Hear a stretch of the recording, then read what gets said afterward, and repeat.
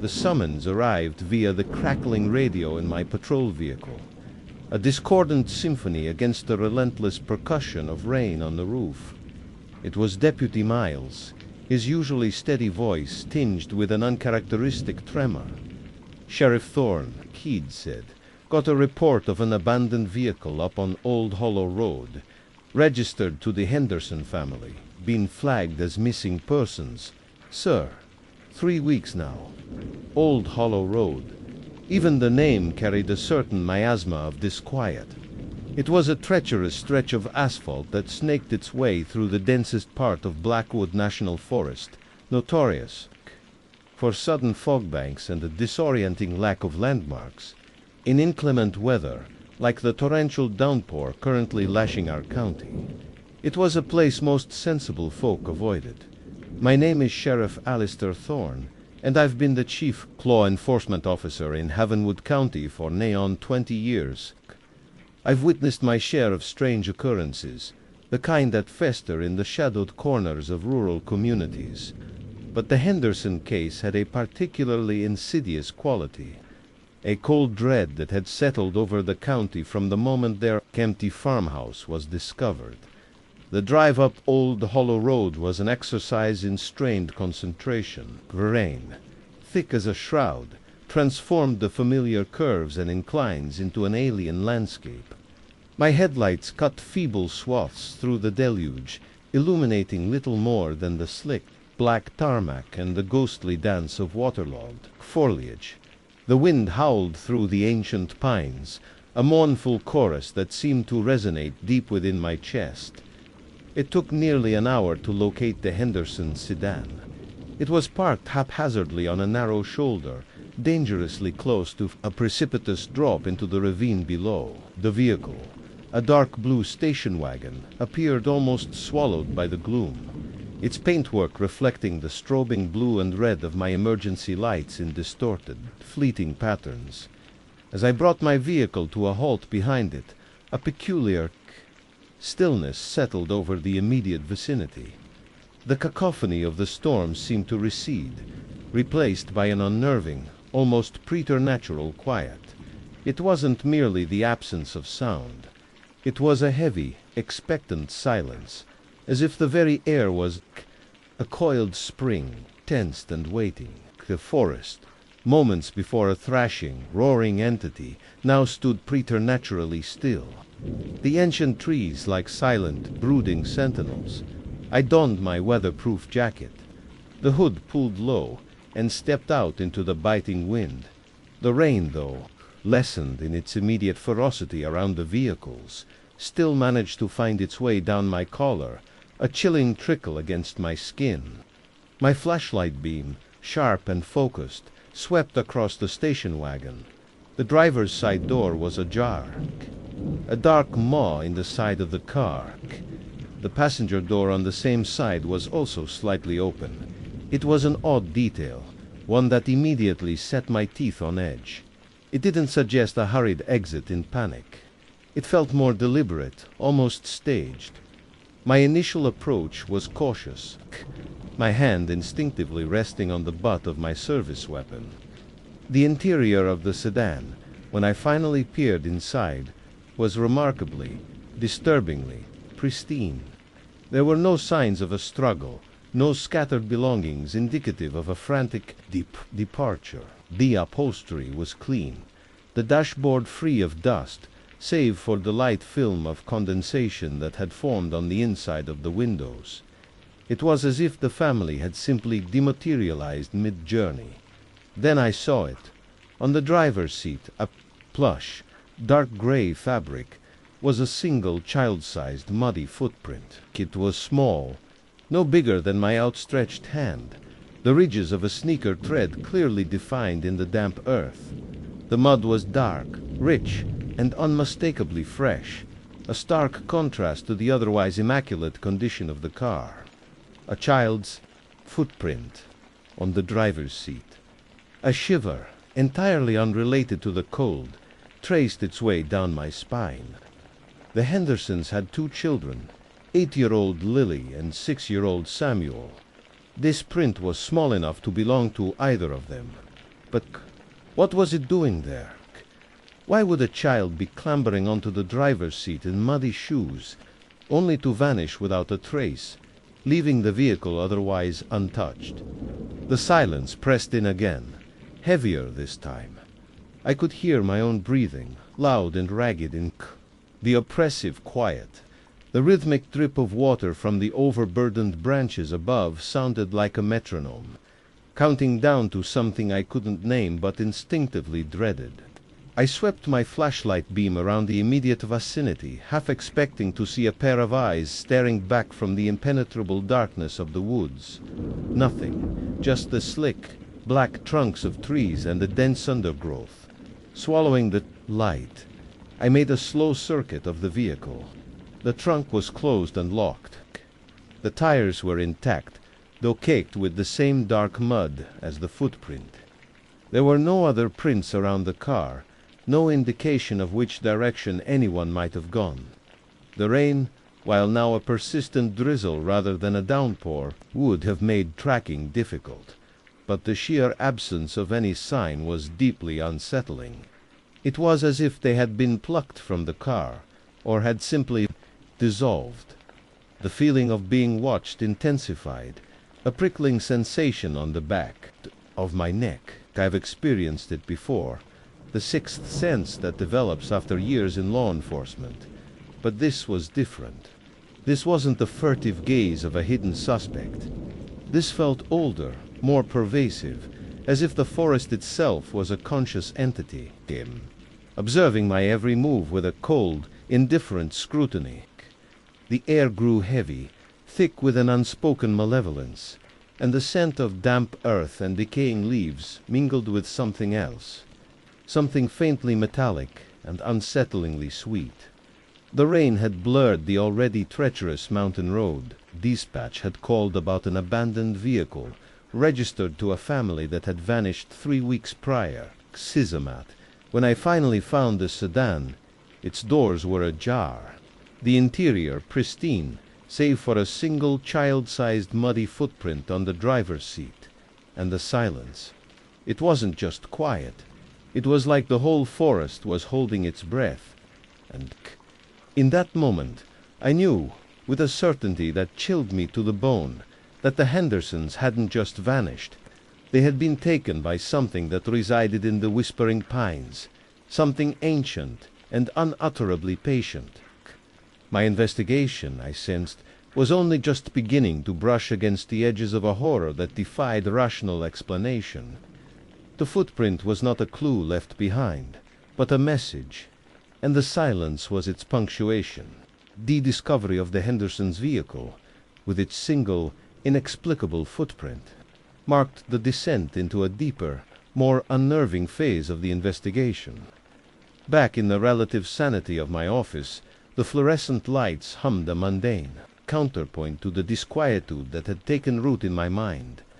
The rain had finally ceased, leaving behind a world washed clean but still shadowed by the night's oppressive atmosphere. The Deputy Miles, a young man whose optimism was usually impervious, looked pale as I recounted the details.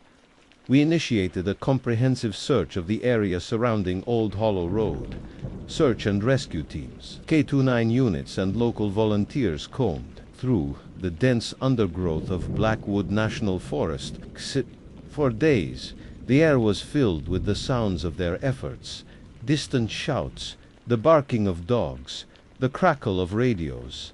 Yet the forest yielded nothing. It was as if the Hendersons, and whoever or whatever they encountered, had simply evaporated, into the damp earth and thick canopy. The dogs, usually relentless in their pursuit of a scent, grew agitated and confused within a half-mile radius of the abandoned sedan, whining and refusing to go further, their hackles raised at some unseen, unfelt presence. The child-sized muddy footprint from the driver's seat was photographed, cast, and analyzed. The mud was common to the Blackwood region, offering no specific clues. The sneaker tread was from a popular children's brand, thousands of which were sold annually. It was a dead end, a taunting enigma. We interviewed neighbors, distant relatives, anyone who might have had contact with the Hendersons prior to their disappearance. They were described as a quiet, unremarkable family, new to Havenwood County, having moved 6 months prior, seeking a more tranquil life away from the city. Tranquility, it seemed, had eluded them in the most terrifying way imaginable. As the days bled into a week, the official search was scaled back. Hope, a fragile commodity in such cases, began to dwindle, replaced by a gnawing frustration and a persistent, low hum of fear within the community. It was then that the more peculiar aspects of the case began to surface. Mrs. Albright, an elderly woman who lived on the very edge of Blackwood Forest, several miles from where the Hendersons' car was found, came forward. She was known for her eccentricities, her rambling, tales often dismissed as the product of a mind touched by age and isolation. But her testimony, delivered with a chilling earnestness, sent a fresh wave of unease through me. She spoke of strange lights in the woods on the night the Hendersons were believed to have vanished. Not vehicle headlights, but dancing lights, she called them. Like cold fireflies, too big, too knowing. She also mentioned a sound, a low, resonant hum that seemed to vibrate through the ground itself, a sound that made her old dog cower and her windows rattle faintly. Ordinarily, I might have attributed her story to an overactive imagination. However, her description of the humming sound resonated with a detail I had initially overlooked, or perhaps subconsciously suppressed. While standing by the Hendersons' car in that oppressive silence, I had felt it to a subtle, almost subaudible vibration through the soles of my boots, a faint thrumming that seemed to emanate from the earth itself. At the time, I'd dismissed it as perhaps a distant tremor, or even the product of my own heightened senses. Mrs. Albright's words cast it in a more sinister light. Then came the discovery by a group of teenagers, illicitly camping deep within the state park grounds that bordered Blackwood School. They stumbled upon a clearing, not far from a disused logging trail, where they found a collection of strange, almost ritualistic arrangements of stones and branches. Smooth river stones, not native to that specific area, were laid out in complex, spiral patterns. Intertwined branches, stripped bare of their leaves, formed intricate, unsettling lattice, resembling no known animal dens or human constructions. In the center of one of these spirals, they found a single child's shoe, a sneaker, identical in make and size to the muddy print found in the Hendersons' car. It was clean, almost new, as if it had been placed there carefully, a deliberate offering. The site was processed with meticulous care. There were no fingerprints, no DNA distinct from the background detritus of the forest floor, save for trace elements confirming the shoe belonged to young Samuel Henderson. But the atmosphere of the place, even in broad daylight, was deeply unsettling. The air was cold, stagnant, and carried that same faint, sweet, metallic odor I'd noticed near the abandoned car. Our forensic photographer, a stoic man who had seen more than his share of grim scenes, confessed to feeling an overwhelming urge to leave, a primal fear that he couldn't articulate. The nights grew longer. I found myself poring over old county archives, local folklore, anything that might shed light on the persistent, dark reputation of Blackwood Forest. There were tales, of course, dismissed as superstition for generations, stories of people disappearing without a trace, of strange creatures glimpsed in the deep woods, of an ancient presence that dwelled among the pines, something that did not appreciate intrusion. Yet they echoed with a disturbing relevance to the Henderson case. The final, and perhaps most disturbing piece of this puzzle came not from the forest, but from a routine check of the Henderson farmhouse. We had secured it weeks ago, but I ordered one last sweep. In Lily Henderson's bedroom, tucked beneath her mattress, we found a drawing. It was rendered in childish crayon, depicting her family standing beside their blue station wagon. But beside them, towering over the trees, was a figure. It was tall and impossibly thin, its limbs like twisted branches, its head a vague, indistinct blur, and from its shadowy form numerous thin tendrils snaked out, reaching towards the family. The sky in the drawing was filled with what looked like Mrs. Albright's dancing lights. There was no resolution to the Henderson case. No bodies were ever found. No culprits were ever identified. The forest kept its secrets, as it always had. The official report lists them as missing, presumed victims of an unknown perpetrator or unfortunate accident. But I know better. I've seen the single muddy footprint, felt the unnatural silence, and gazed upon that child's drawing. The Hendersons weren't just lost. They were taken. They were absorbed into the whispering pines, akin to the ancient, patient horror that dwells in the heart of Blackwood.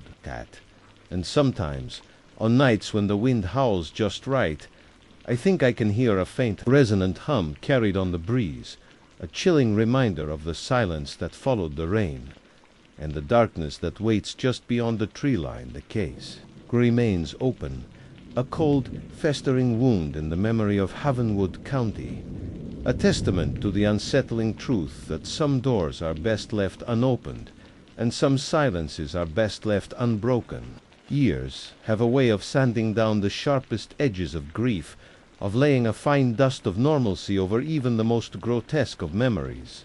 Havenwood County had, for the most part, moved on from the Henderson tragedy. New families had moved in, children born since that dreadful autumn had grown, and the story of the vanished family had slowly begun its metamorphosis into local legend, a cautionary tale whispered around campfires. It's true, chilling core softened by time and retelling, but for me, Sheriff Alistair Thorne, the passage of time offered no such solace. The Henderson case was not a file to be closed and archived. It was a spectral presence, a constant low thrum beneath the surface of my daily life. Blackwood National Forest loomed at the edge of our county, a vast, brooding expanse of green and shadow, and every call that took me near its perimeter, every unexplained light or sound reported by a nervous resident, brought the memory of that pristine sedan and the single, muddy footprint surging back with visceral clarity, the unsettling metallic sweetness I'd smelled that night by the car, and again in the clearing with the ritualistic stones, sometimes drifted on the wind, faint but unmistakable, even miles from the forest's edge. I learned to recognize it, a herald of unease. My sleep was often troubled by fragmented images, Lily Henderson's crayon drawing of the stick-thin figure, the unnerving stillness of the woods, the hollow-eyed fear in my K-9 units. Deputy Miles, now a seasoned officer himself, rarely spoke of it, but I'd see a shadow pass over his eyes when Old Hollow Road was mentioned. We were bound by an unspoken understanding of what we'd brushed against.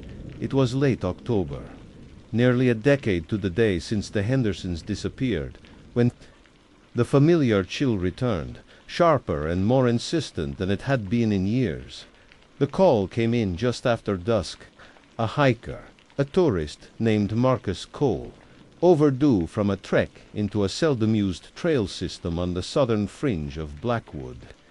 His wife had raised the alarm when he failed to return to their rented cabin. Standard procedure, I told myself. Hikers get lost, misjudge daylight, take a wrong turn. Yet, as I drove towards the staging area for the search, the air grew heavy, the light fading with an almost unnatural swiftness. The scent was there again, stronger this time, mixed with the earthy aroma of fallen leaves, that cloying, metallic sweetness.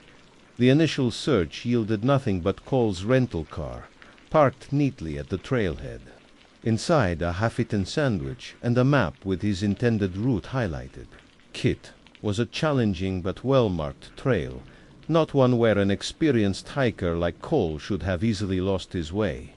As night deepened, the forest seemed to withdraw into itself, swallowing sound, exuding an ancient, watchful malevolence. We resumed at first light.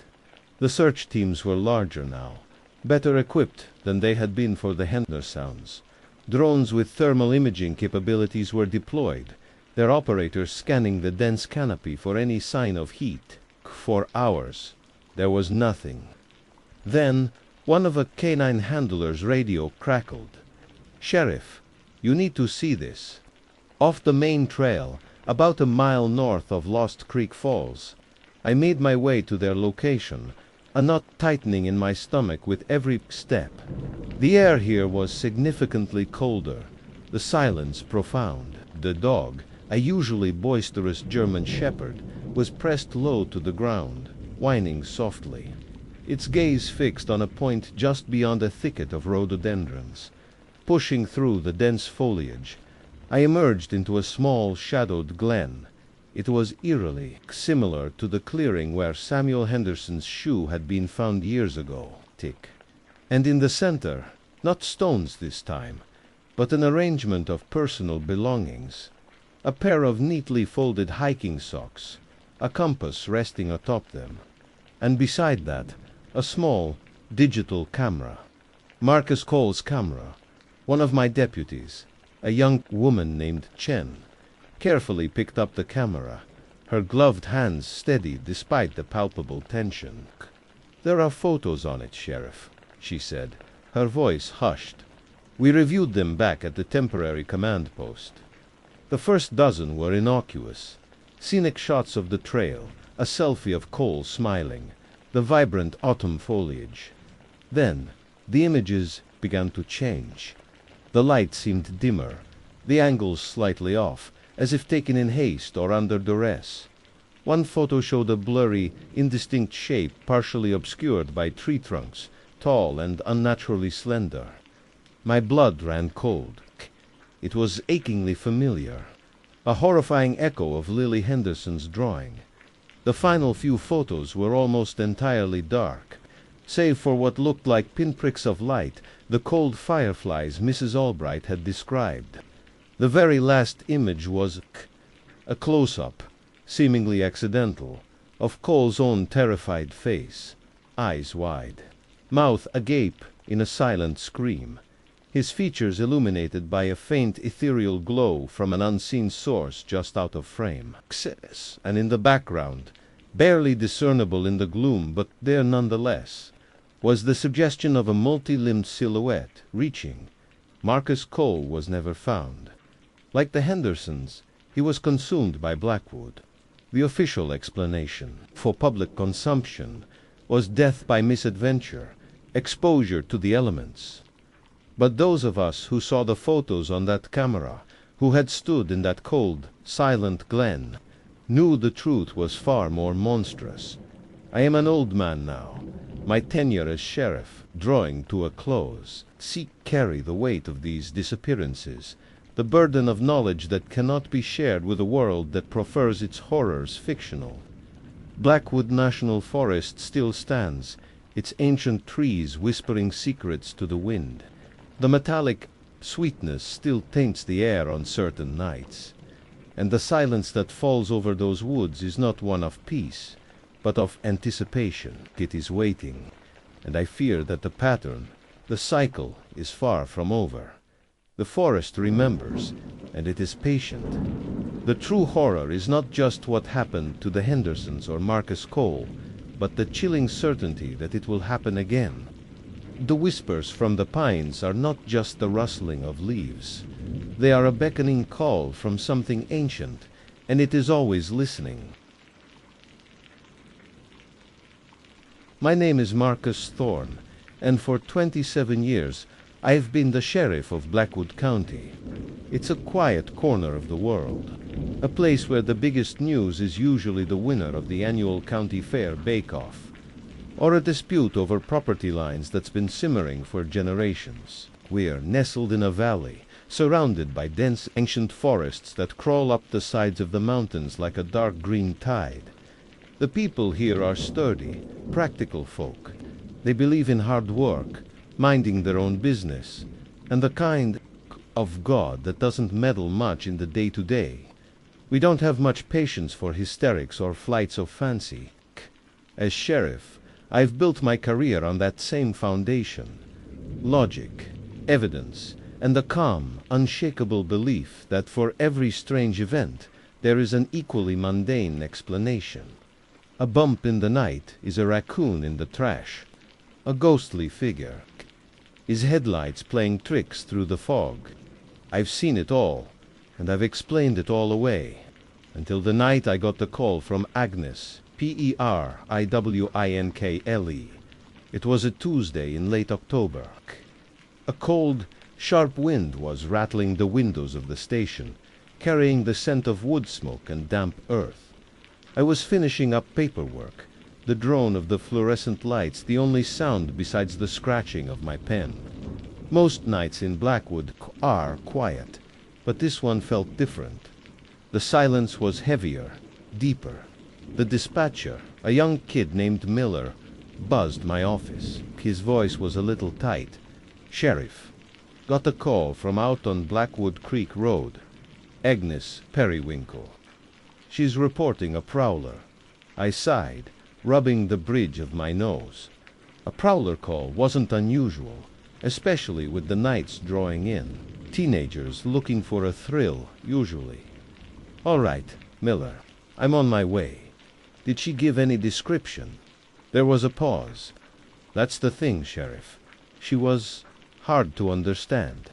Crying pretty hard, just kept saying something about the woods. Agnes."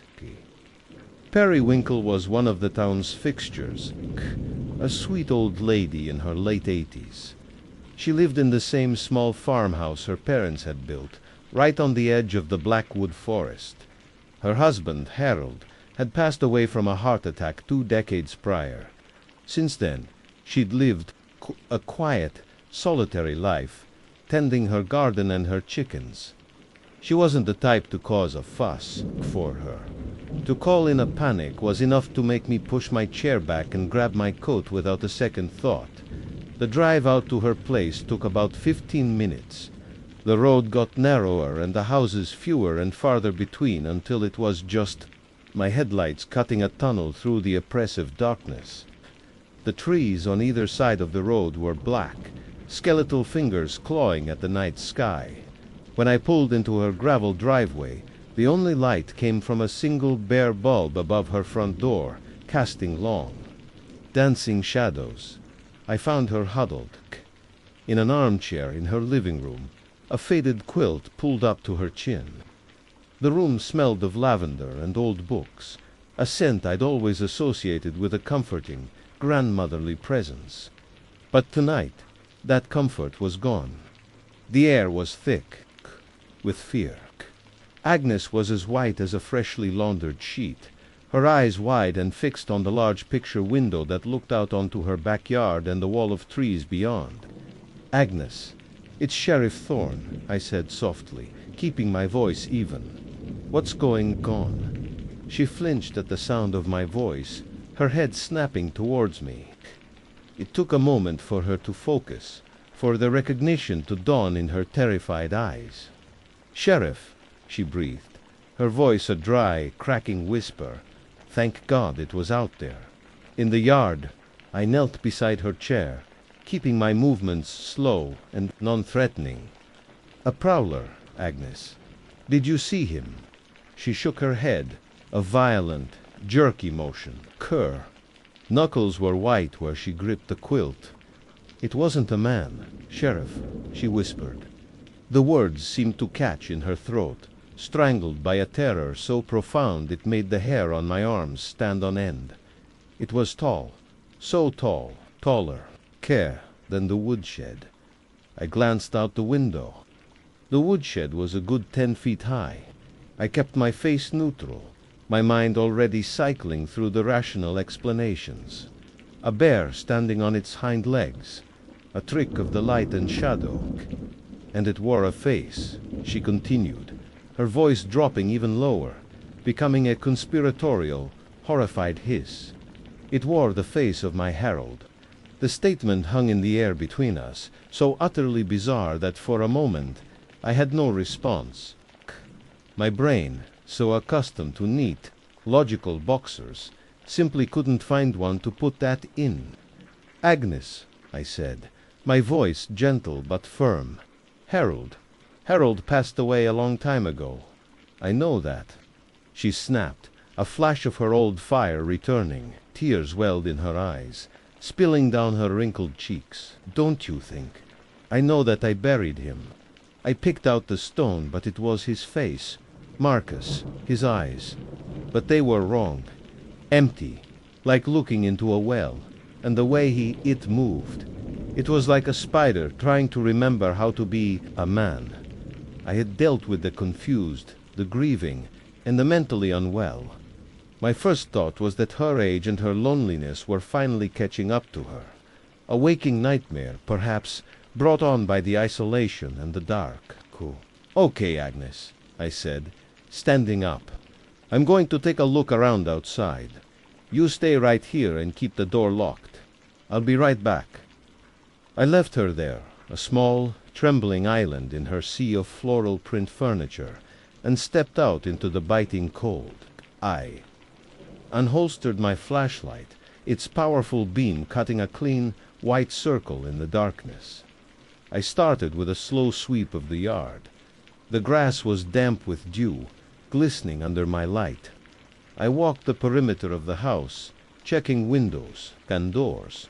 No signs of forced entry. No Jimmy marks. No broken panes. Everything was secure. I made my way towards the back, towards the woodshed and the dark line of trees.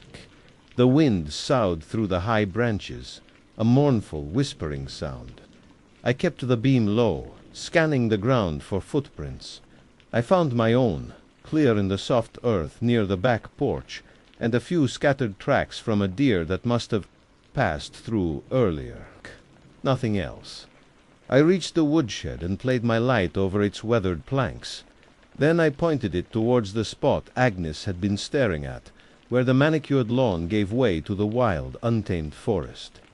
And that's when I saw it. It was a single footprint. It was pressed deep into a patch of soft, muddy earth, near the tree line, far deeper than a man of average weight would make. But it was the shape that made me freeze. It wasn't a boot. It wasn't a bare foot. It was long, unnaturally narrow, and seemed to end in 3 distinct, pointed toes, like some grotesque bird. Kit, it was a track unlike any I had ever seen, not in any field guide, not in any hunter's manual. I crouched down, the cold of the ground seeping through my trousers. The air around the footprint felt colder, not just the ambient chill of the October night, but a dead, still cold that seemed to suck the warmth right out of you. I reached out a hand, hesitating just above the strange impression. The feeling was undeniable, like stepping into a walk-in freezer. My mind was racing, trying to find a logical explanation. A prank, some elaborate hoax. But who would go to such lengths to terrify an old woman? And what kind of animal leaves a track like that? I stood up and swept my flashlight beam into the woods. The light was swallowed by the impenetrable darkness just a few feet in. The forest was a solid wall of black, silent and watching. For the first time in my long career, standing there in the cold, staring into that darkness, I felt a prickle of genuine, primal fear. It was the feeling of being a small, soft thing on the edge of something vast, ancient, and utterly indifferent to my existence. I backed away slowly, my eyes still scanning the trees, my hand resting on the grip of my service weapon. The feeling of being watched was immense. I returned to the house, my mind a jumble of conflicting thoughts. I had a duty to reassure Agnes, to tell her it was nothing. But the image of that impossible footprint was burned into my brain. When I stepped back into the warmth of her living room, she looked at me with desperate hope. Did you see it?" I forced a calm I didn't feel. "I didn't see anyone, Agnes. But I found a strange track back by the woods. I'll have one of my deputies, Deputy Evans, come and sit in his car out front for the rest of the night, just to be safe." "Okay." She nodded, though the terror didn't leave her eyes. I knew she didn't believe me. And the most unsettling part, neither did I as I drove away from her small, lonely house. Leaving it a tiny beacon of light against the encroaching forest, I couldn't shake her words. It wore the face of my herald. I opened a new file when I got back to the station, under incident type. I hesitated for a long time before writing Prowler. It felt like a lie. This wasn't a case about a man in the shadows. This was about a shadow that wore the face of a man. And it was just the beginning. Sleep did not come easily that night. Every time I closed my eyes, I saw that impossible three-toed footprint pressed deep into the mud. I saw the stark terror in Agnes Periwinkle's eyes, and I heard her words, playing on a loop in my mind. It was like a spider trying to remember how to be a man. I must have drifted off eventually, because I was startled awake by the phone on my nightstand just as the first gray light of dawn was filtering through the blinds. It was Deputy Evans. "Sheriff, it's Evans. I'm still out at the Periwinkle place."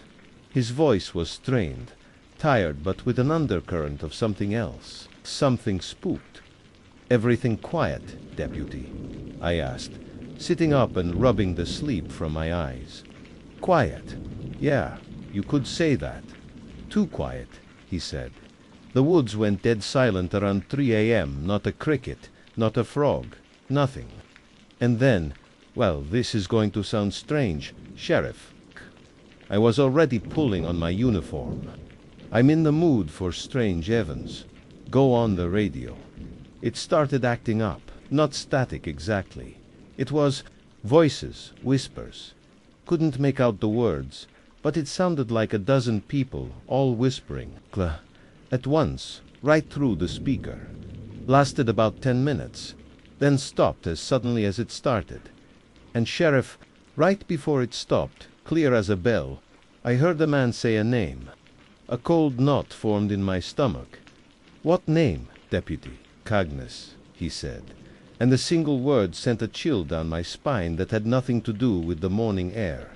Just Agnes, then nothing. The woods started making noise again about half an hour later. Gave me the creeps, I'll tell you that much. "All right, Evans. Good work. Come on back to the station." "I'm heading out there myself," I told him. My voice much steadier than I felt. Before heading back to Annis's, I stopped by the station to grab a plaster casting kit. The logical part of my brain, the part that had been a sheriff for 2 years, was clinging to that footprint. It was the only piece of tangible evidence I had. It was something I could measure, analyze, and identify. At least, I hoped I could. When I arrived, the morning sun was burning the mist off the fields, making the world seem clean and normal again. The fear of the night felt distant, almost foolish. But the feeling returned the moment I walked around to the back of the house and saw the footprint again. It was still there, a dark, ugly wound in the earth. The coldness was still present, a palpable pocket of unnatural chill in the morning air. I knelt and went to work, carefully mixing the plaster and pouring it into the impression. As I worked, I couldn't shake the feeling of being watched. I'd felt it the night before, but in the broad daylight, it was even more unnerving. The woods were no longer just trees.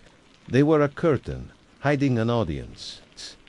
I kept glancing up, my eyes scanning the dark spaces between the trunks, expecting to see a pair of empty eyes staring back. While the cast set, I went to check on Agnes. She looked a little better, the color having returned to her cheeks, but The fear was still lurking deep in her eyes.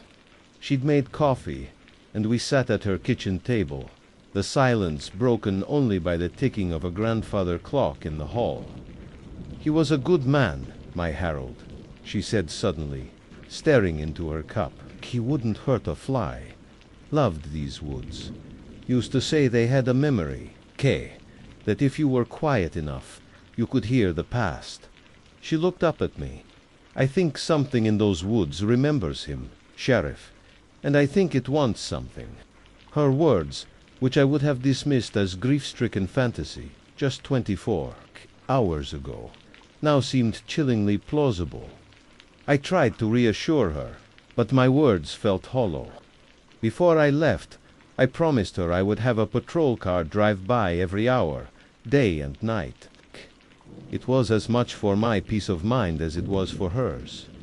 I retrieved the plaster cast, wrapping it carefully in a cloth and placing it in my truck. Back at the station, I cleaned it up and set it on my desk. Seen in the stark, fluorescent light coquille of my office, it was even more disturbing. The shape was clear, precise, and utterly alien. It was vaguely avian, like a giant bird's foot, but the way it would take to make such a deep impression was immense. And the narrowness of it, the sharp angle of the toes, it was wrong. It was a biological impossibility. I spent the next 2 days in a state of quiet obsession. I told my deputies I was investigating a possible poaching case involving an exotic animal, a flimsy excuse that barely covered the strangeness of the situation. I photographed the cast and sent the pictures to a biologist at the State University. His reply was swift and unhelpful. "Marcus, this is a prank. A well-made one, but a prank nonetheless. No known animal, living or extinct, has a foot morphology like this. The calls started on the 3rd day, not just from the area around Blackwood Creek, but from all over the county. People reported strange sightings. A tall, shadowy figure seen at the edge of a field. Unfamiliar whispers heard on the wind. Livestock found spooked in the morning, huddled together and refusing to leave their barns. Old Man Hemlock, a reclusive hunter who lived deep in the woods, called to report that something had walked through his camp in the night, leaving no tracks but for a single deep scratch mark on the door of his cabin, as if a giant claw had been dragged down the wood. Each report was vague, easily explained away on its own, but taken together, they painted a terrifying picture. Something was moving through our county, sticking to the shadows, its presence a ripple of fear through the community. The rational sheriff in me was losing ground to the man who had stood in the cold by Agnes Periwinkle's woodshed. The breaking point came on Friday. A call came in from a frantic Sarah Gable. Her husband, Tom, had gone deer hunting 2 days before in the northern part of the Blackwood Forest and hadn't returned. This wasn't entirely unusual. Tom was an experienced woodsman, and sometimes stayed out an extra day, but he was also meticulous about checking in. Sarah had a bad feeling. I organized a search party immediately. We set up a command post at the trailhead where Tom had parked his truck. For hours, we combed the woods, our calls of Tom Gable, echoing unanswered through the trees. The forest felt different that day. The air was heavy, watchful. The usual sounds of birds and insects were muted, as if the woods themselves were holding their breath as dusk began to settle, casting long, distorted shadows through the trees. My group found his trail, a spent rifle cartridge here, a discarded wrapper from a candy bar there. He was heading deeper into a section of the forest known as the Whispering Canopies, an old-growth area where the trees were so thick they blocked out most of the light. Even at midday it was there. In the deepening gloom that we found his rifle. It was propped against a tree, as if he had set it down for a moment. A few feet away we found his bright orange hunting cap lying on a bed of moss.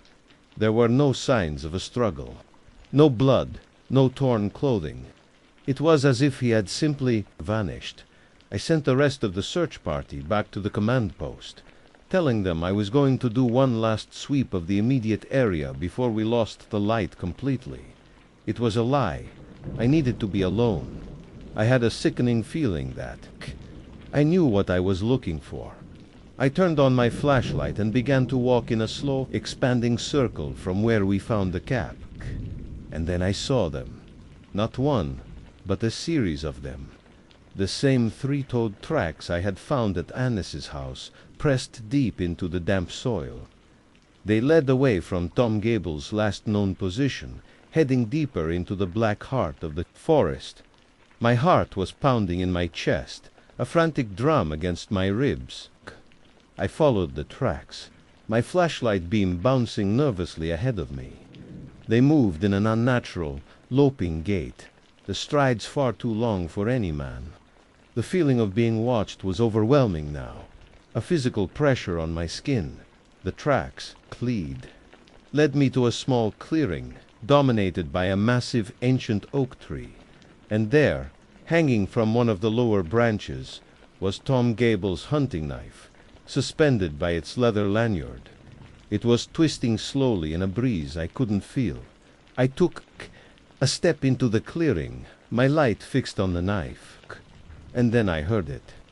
A soft, wet, cracking sound from the shadows behind the great oak.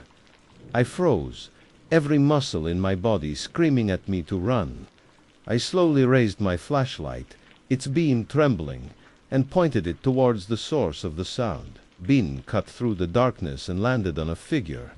It was tall, impossibly so, its limbs too long, its joints bent at the wrong angles. It was hunched over, its back to me, but as my light hit it, it began to straighten up, unfolding itself, like some nightmarish insect.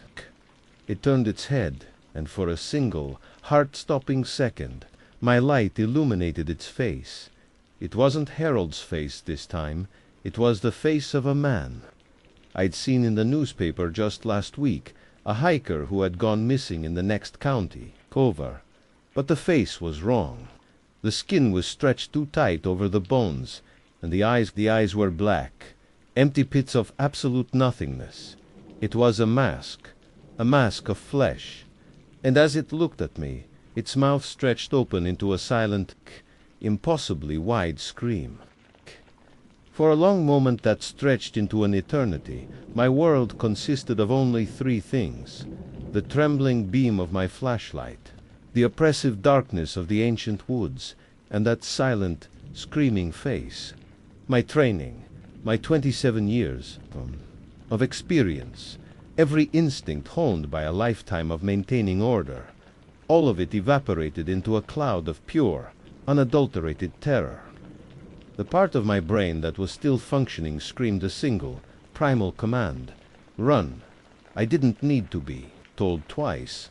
I stumbled backwards, my feet tangling in roots I couldn't see. Ka fell hard, the impact jarring my teeth, and the flashlight flew from my hand, cartwheeling into the undergrowth where it cast a frantic strobing light.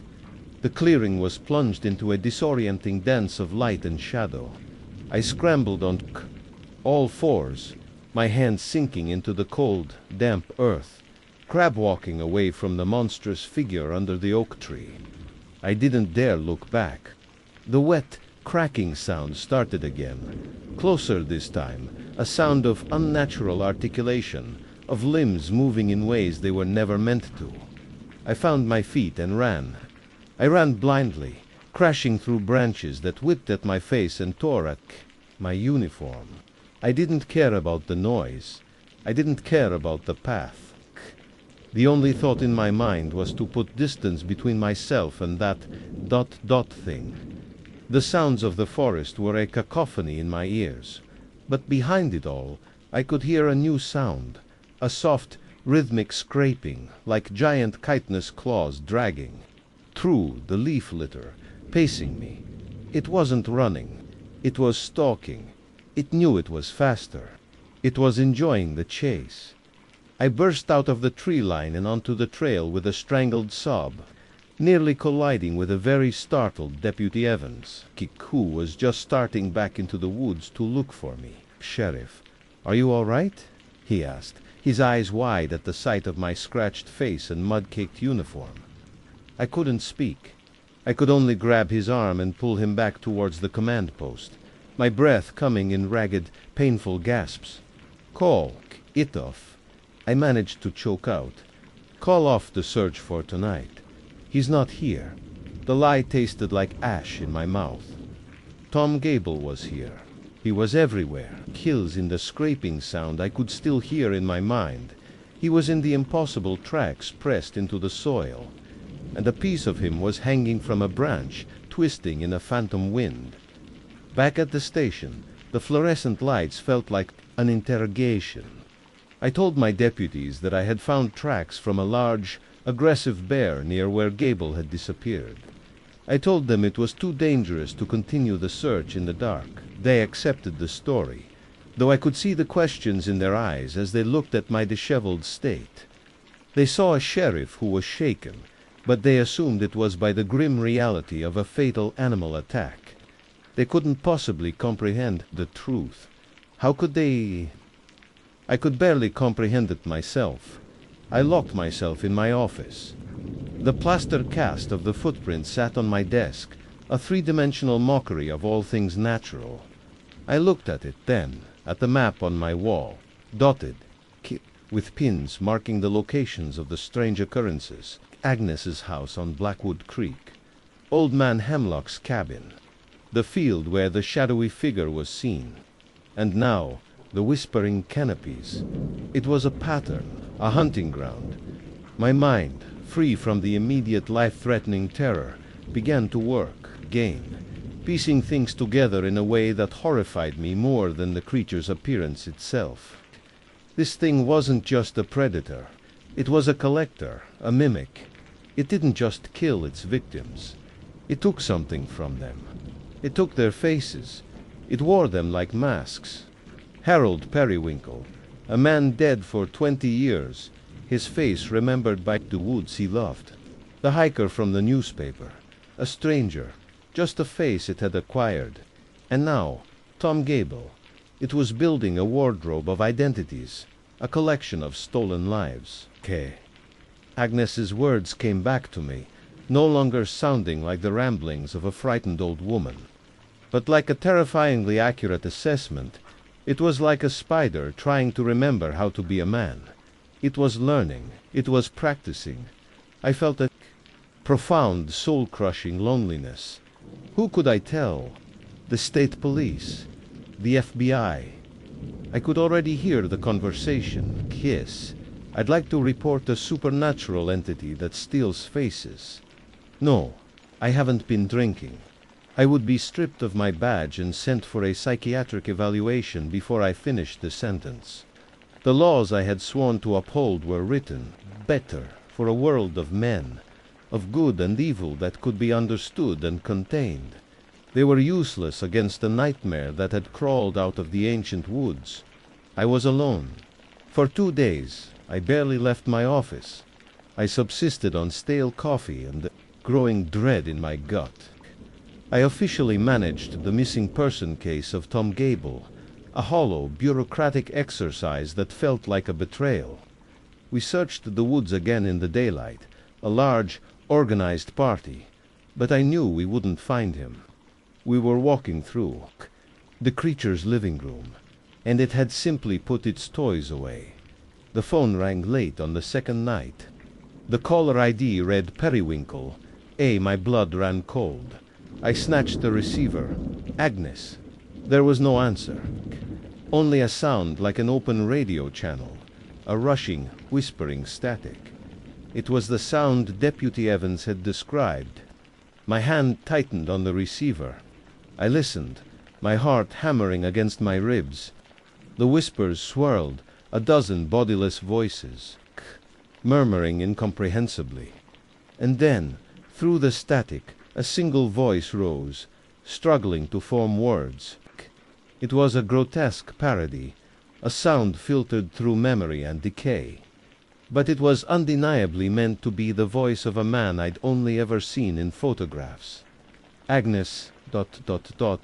is lonely. Marcus... The voice rasped, a dry rustle of dead leaves. She misses me. It's time. I came home.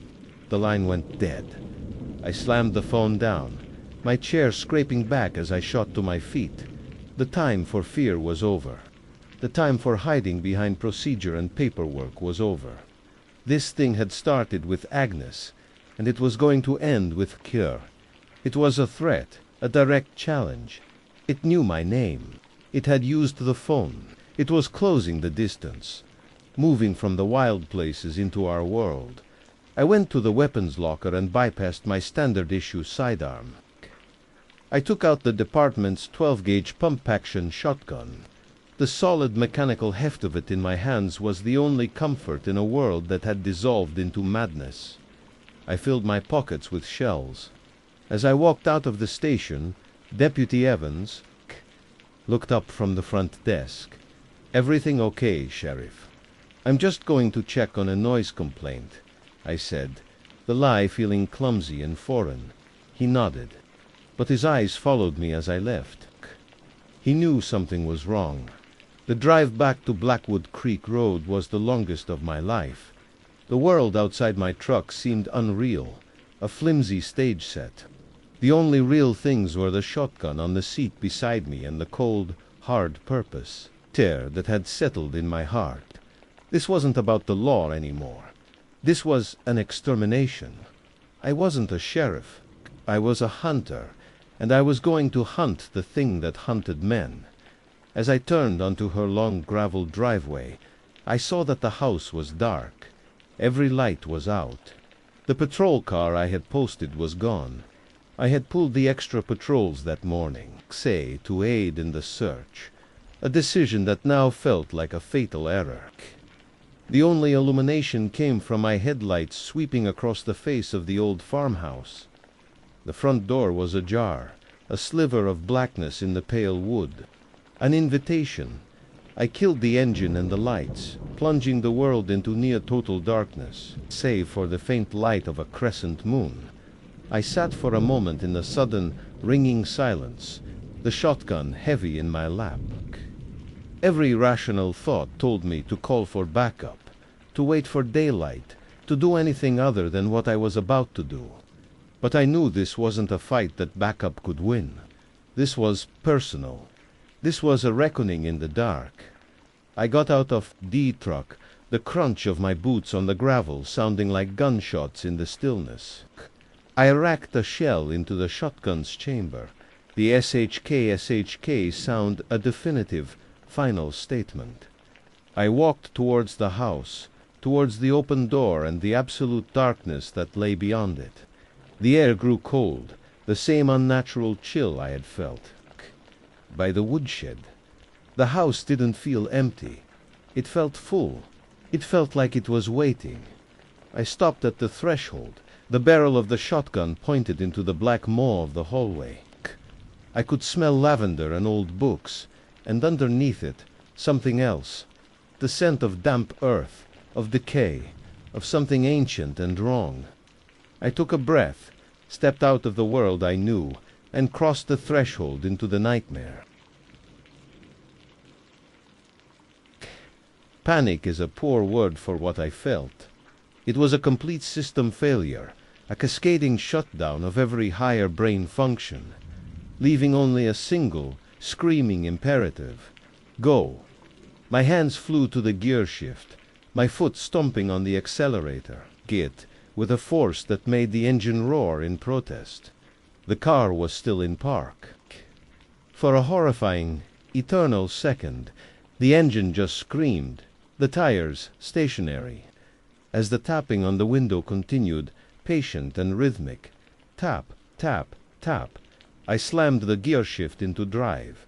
The transmission bucked, and the Explorer lurched forward with a screech of tortured metal and rubber.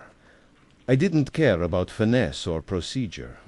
I cranked the wheel hard to the left, pulling a frantic U-turn across both lanes of the empty highway, the tires squealing in protest. My sole focus was to put as much distance as possible between myself and the thing at my window as the car swung around. The headlights swept across the spot where it had been standing. It was gone. I didn't feel relief. I felt a new wave of terror. Where was it now? My eyes darted to the rearview mirror as I floored the accelerator. The big V8 engine roaring as the patrol car shot down the highway, away from the scene. The road behind me was empty. The darkness was absolute. The static on the radio had stopped. The silence that replaced it was somehow worse. I was alone again, but the solitude was no longer comforting. It was menacing. Every shadow cast by the moonlight seemed to hide a slender figure in a white dress. Every rustle of leaves in the wind sounded like a chorus of whispers. I drove faster than I had ever driven in my life, my knuckles white on the steering wheel, my eyes flicking between the road ahead and the rear-view mirror. I must have been 5 or 6 miles away, the needle pushing 80 on the speedometer, when I allowed myself a flicker of hope. Maybe I had escaped. Maybe it was bound to that one spot on the highway. Maybe it was over. Then the interior light of the car flickered on. For a split second, the cabin was flooded with a soft, warm glow, and in that light, reflected in the dark screen of the onboard computer, I saw it. It was in the back seat. Its face, with that too wide smile and those lightless eyes, was reflected for an instant, hovering right behind my headrest. I screamed. It wasn't a word, just a raw, animal sound of pure terror. I swerved violently, the tires losing their grip on the pavement. The world outside the windshield became a spinning blur of trees and moonlight and asphalt. The car went into a skid, the back end fishtailing wildly. I fought the wheel, my training battling my panic, but it was a losing fight. There was a deafening crunch of metal on wood as the front of the Explorer slammed into a massive oak tree at the side of the road. The impact was brutal. My head snapped forward, colliding with the steering wheel despite the airbag's deployment. The world exploded in a flash of white light and searing pain. And then, mercifully, there was only darkness. I woke up to the smell of gasoline and the sound of a calm, familiar voice. "Caleb, Caleb, can you hear me?" My eyes fluttered open. My head was throbbing with a blinding pain. I was slumped over the steering wheel, the deflated airbag draped over me like a shroud. Through the shattered windshield, I could see the flashing red and blue lights of another patrol car. Sheriff Miller was leaning in through the open passenger door, his face etched with concern. "Sheriff," my voice was a weak croak. "Easy, son," he said, his hand on my shoulder. "Hillens is on the way." What the hell happened out here? I tried to sit up, but a wave of dizziness and pain forced me back down. My mind was a jumble of images. The white dress, the black eyes, the tapping on the window, the face in the reflection. "The girl," I rasped. There was a girl. The sheriff exchanged a look with another deputy I didn't recognize. "Sir, there's no one else out here. Caleb, we've searched the area. It's just you." They pulled me from the wreckage. My arm was broken, and I had a concussion that would keep me on desk duty for months. As they loaded me into the ambulance, I kept scanning the tree line, my heart pounding with a familiar dread. The woods were silent and still, offering no answers. I filed my report. I wrote down everything, every impossible detail, from the moment I saw her to the face in the back seat. I knew how it sounded. I knew they would think I was crazy, that I had hallucinated it all, that I had simply fallen asleep at the wheel and crashed. Sheriff Miller was kind about it. He said the mind can play tricks on you after a long shift, especially on a road like 78. He officially listed the cause of the accident as driver fatigue. Unofficially, he put me on mandatory psychological leave. I never went back to patrol. Duty. I couldn't. The fear was too deep, too ingrained. I took a medical retirement a year later. My wife and I moved away from Oak Haven County to a city where the nights are never truly dark, where the glow of streetlights holds the shadows at bay. But I know what I saw. It wasn't a hallucination. It wasn't a dream. There is something on that lonely stretch of road, something ancient and predatory that wears the guise of a lost child. It waits in the darkness, and it watches. Sometimes, on nights when the moon is full and the wind is just right, I think I can still hear it. That chorus of whispers, calling from a place of infinite cold and darkness. And I know, with a certainty that chills me to my very soul, that the stories about the lost highway are all true. And I know that I am one of the lucky ones, because I saw its face, and I drove away.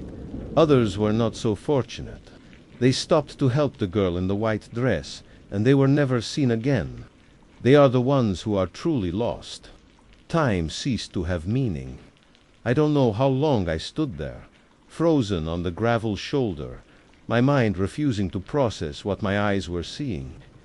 Every rational explanation tried to claw its way to the surface of my thoughts, but they were torn, all drowned by the impossible reality of those light-devouring eyes. It was a trick of the light, a rare medical condition, a hallucination brought on by exhaustion. I clung to these flimsy explanations like a drowning man to a piece of driftwood. But the cold, hard certainty in my gut knew better. The fear was primal, a cold dread that bypassed all my training, all my years of cultivated professional calm, and spoke directly to the oldest part of my brain. The part that knows to be afraid of the dark dot my hand, which had been resting near the grip of My Glock now felt impossibly heavy. What was I going to do? Shoot it? The thought was absurd. You can't shoot a shadow. You can't put a bullet in a violation of physics. My feet were cemented to the ground, my body caught in a tug-of-war between the instinct to flee and the paralysis of sheer terror. Then she smiled. It was not a human expression. Her lips, which had been a thin, pale line, peeled back from her teeth in a slow, deliberate motion. It was too wide, stretching unnaturally far across her narrow face. And the teeth it revealed were wrong. They were small, and there were two. Many of them, packed into her gums in uneven rows, like tiny, jagged fragments of porcelain. The smile held no warmth, no emotion as I understood it. It was the predatory grin of a shark, a purely functional display of weapons. The sight of that smile broke the spell. Cough. The paralysis shattered, replaced by a surge of adrenaline so potent it made my vision swim. I took a step back, my boots skidding on the loose gravel. The sound, so small and insignificant, was like a gunshot in the profound silence. Her smile widened, and she took a step forward. Her movement was as unnatural as her eyes. She didn't walk like a person. She glided. Her feet, bare and pale against the dark asphalt, seemed to float just above the surface of the road. The white dress she wore didn't flutter or move with the motion.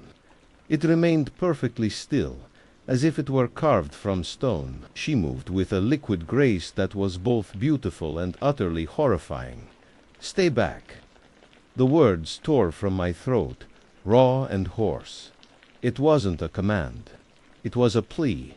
The thing on the road tilted its head again, the smile never faltering, and then it spoke. The sound it made was not a voice.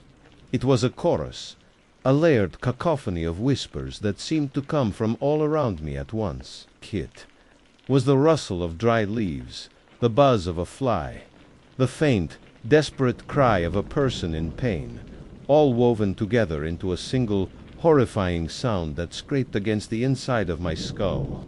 And through that chorus of nightmares, I could almost make out words. Almost. ... cold ... so lost ... help me ... duh. The words were a mockery of the situation I had been trained to handle. This was no lost child. This was a lure. The stories of the lost highway, the whispers of strange voices on the radio, flashed through my mind. This was the source. This booze was the watcher in the woods, the phantom in the headlights.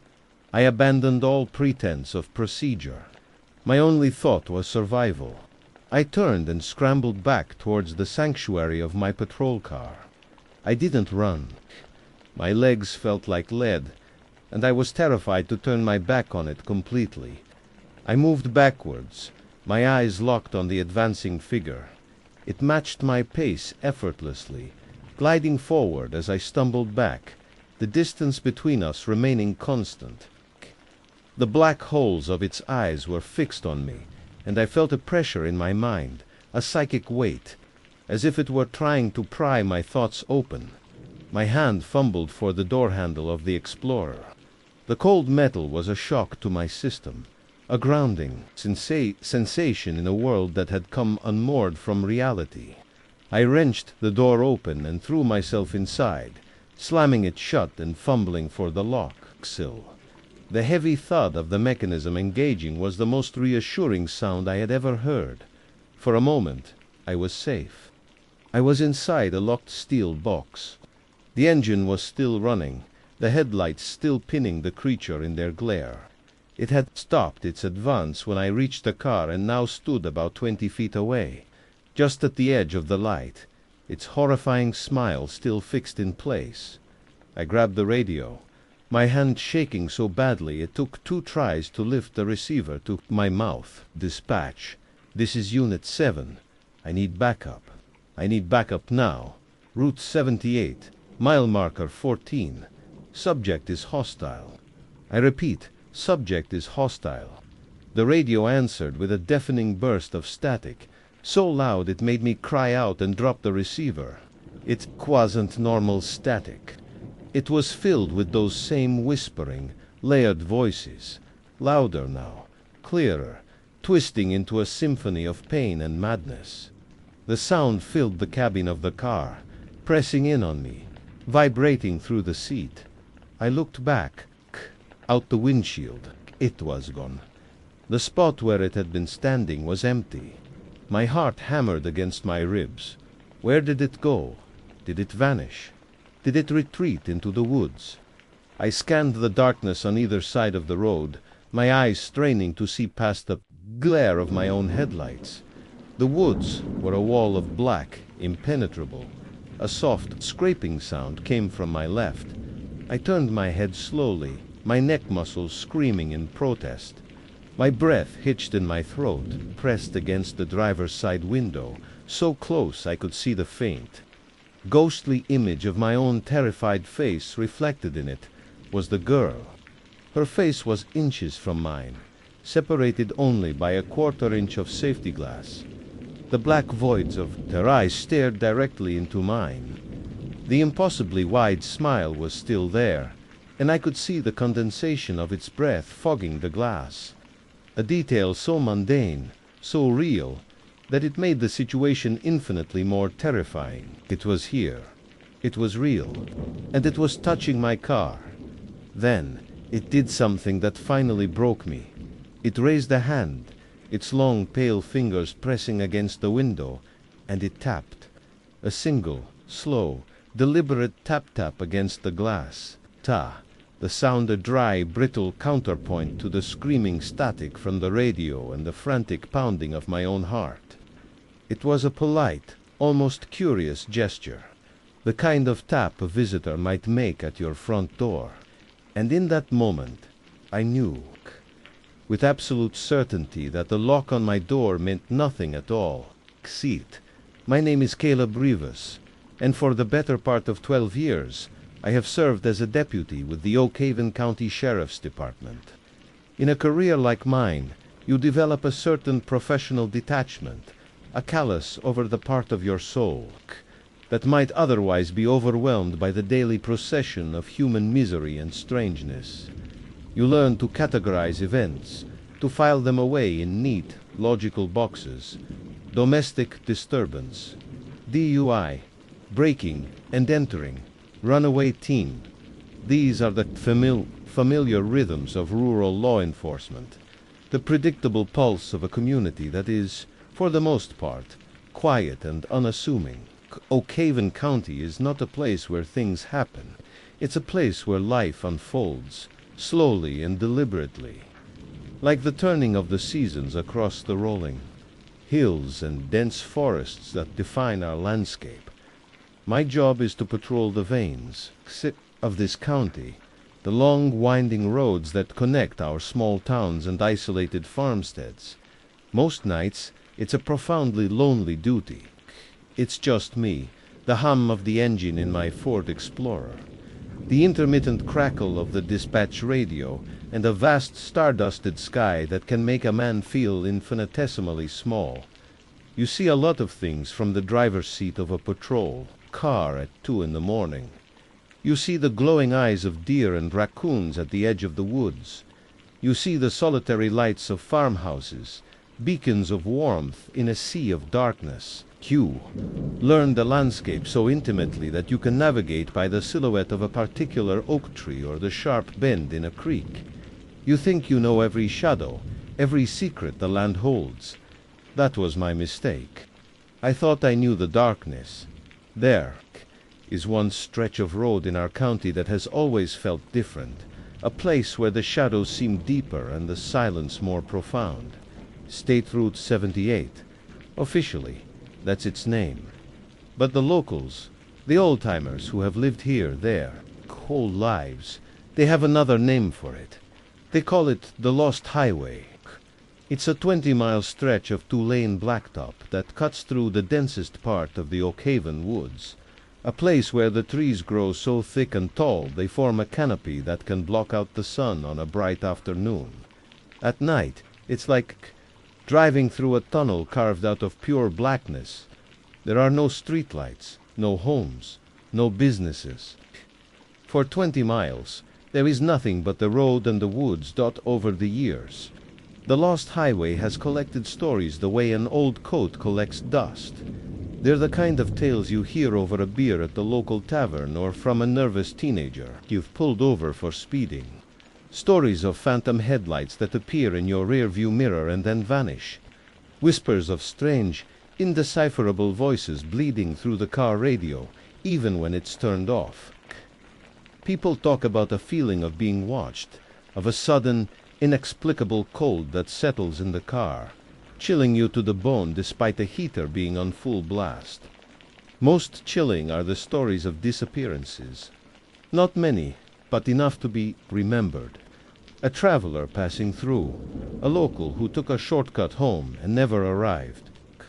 The cars are always found, pulled neatly onto the shoulder, sometimes with the engine still running, but the drivers are gone. Lost, as a man of the law, I was trained to be a skeptic. I dealt in facts, in evidence, in things I could see and touch. Folklore was for the history books. I dismissed the stories as products of an overactive imagination fueled by isolation and darkness. An unlit, winding road is a naturally unnerving place. It's easy for the mind to play tricks on you. That's what I told myself. That's what I believed. The night it happened was in late October. The air had that crisp, cold edge that signals the true arrival of autumn. The leaves had turned, and the moon was a perfect, brilliant silver disk in a cloudless sky, so bright it cast long skeletal shadows from the bare branches of the trees. I was nearing the end of a long, uneventful shift. The only call I'd had for hours was for a few cows that had wandered out of their pasture. A situation I'd resolved with the help of a weary farmer and his sheepdog. Now, all that was left was the final patrol, the long drive back to the station. My route took me down Route 78. The coffee in my travel mug had long gone cold. The only sound was the low drone of the tires on the pavement. I remember feeling a deep sense of fatigue, the kind that settles deep in your bones after 10 hours on the job. My thoughts were on home, on my warm bed, on the quiet comfort of my sleeping wife. I was on autopilot, my hands steady on the wheel, my eyes scanning the road ahead out of pure, ingrained habit. That's when I saw her. It was a flicker of white at the very edge of my high beams, where the light began to surrender to the darkness. My first thought, the logical deputy's thought, was deer. But the shape was wrong. It was too tall, too still. I eased my foot off the accelerator, the engine's hum dropping to a lower pitch. As the patrol car slowed, the beams illuminated the figure more clearly. It was a girl. She was just standing on the gravel shoulder, miles from the nearest town, miles from anywhere. She was wearing a simple, thin white dress, the kind a girl might wear on a summer day. It was completely inadequate, for the biting cold of the October night, yet she didn't seem to be shivering. Her arms were at her sides, her posture unnervingly placid. She wasn't trying to flag me down. She wasn't hurt or in distress. She was simply standing there, waiting, as if she were an intended part of the scenery. Every instinct in my professional and personal being screamed that this was wrong. 100 scenarios flashed through my mind. Was she a victim of a car accident? Had she been abandoned here? Was this some kind of trap, an ambush? I slowed the car to a crawl and pulled over onto the opposite shoulder, about 50 feet past her, keeping her illuminated in my side view mirror. I unclipped my radio. Dispatch, this is Unit 7. I'm on Route 78. Mile marker 14. I have a visual on a female juvenile, standing roadside, going to check it out. Over the reply was a crackle of static before the dispatcher's calm voice came through. 10-4, Unit 7. Proceed with caution. I put the car in park but left the engine running. Its low rumble, a comforting sound in the oppressive silence. I took a deep breath, my training kicking in, pushing the initial shock aside. I opened my door, the interior light flashing on for a second before I shut it gently. The cold hit me instantly, a stark contrast to the warmth of the car. I kept one hand near my sidearm, a precaution I'd taken 1,000 times but had never felt so necessary. I decided to keep the high beams on her, to keep her illuminated. I didn't want to take my eyes off her for a second. I angled my patrol car slightly, so the headlights would hit her full-on as I approached. I wanted to see her face clearly, to assess the situation. I started to walk towards her, my boots crunching on the loose gravel. "Ma'am," I called out, my voice sounding loud in the stillness. "Are you all right? This is Deputy Rivas with the Sheriff's Department." She didn't move. She didn't even seem to register my voice. She just stood there, her head slightly tilted, as if listening to something I couldn't hear, as my headlights hit her full-on, a beam of intense artificial light. I expected her to react. I expected her to squint, to raise a hand to shield her eyes, to turn away from the glare. Everyone does. It's an involuntary reflex. She didn't. Her head came up slowly, and she looked directly at my patrol car, directly into the blinding lights. And her eyes were wide open. They were perfect, dark circles, like pools of black ink. There was no white, no iris, no pupil. They were just voids. And the most terrifying part, the detail that stopped my heart and froze the breath in my lungs, was that they reflected no light at all. My high beams, powerful enough to illuminate 100 yards of road, poured into those eyes and simply vanished. It was like staring into two black holes that were drinking the light from the world. The natural laws I had built my life upon ceased to exist in that single horrifying moment. This wasn't a lost girl. This wasn't a victim. This was something else entirely. And it was looking right at me. Time ceased to have meaning. I don't know how long I stood there, frozen on the gravel shoulder, my mind refusing to process what my eyes were seeing. Every rational explanation tried to claw its way to the surface of my thoughts, but they were torn, all drowned by the impossible reality of those light-devouring eyes. It was a trick of the light, a rare medical condition, a hallucination brought on by exhaustion. I clung to these flimsy explanations like a drowning man to a piece of driftwood. But the cold, hard certainty in my gut knew better. The fear was primal, a cold dread that bypassed all my training, all my years of cultivated professional calm, and spoke directly to the oldest part of my brain, the part that knows to be afraid of the dark dot my hand, which had been resting near the grip of My Glock now felt impossibly heavy. What was I going to do? Shoot it? The thought was absurd. You can't shoot a shadow. You can't put a bullet in a violation of physics. My feet were cemented to the ground, my body caught in a tug-of-war between the instinct to flee and the paralysis of sheer terror. Then she smiled. It was not a human expression. Her lips, which had been a thin, pale line, peeled back from her teeth in a slow, deliberate motion. It was too wide, stretching unnaturally far across her narrow face, and the teeth it revealed were wrong. They were small, and there were two. Many of them, packed into her gums in uneven rows, like tiny, jagged fragments of porcelain. The smile held no warmth, no emotion as I understood it. It was the predatory grin of a shark, a purely functional display of weapons. The sight of that smile broke the spell. The paralysis shattered, replaced by a surge of adrenaline so potent it made my vision swim. I took a step back, my boots skidding on the loose gravel. The sound, so small and insignificant, was like a gunshot in the profound silence. Her smile widened, and she took a step forward.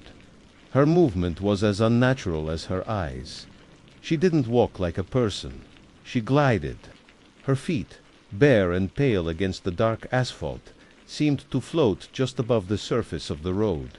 The white dress she wore didn't flutter or move with the motion. It remained perfectly still, as if it were carved from stone. She moved with a liquid grace that was both beautiful and utterly horrifying. "Stay back."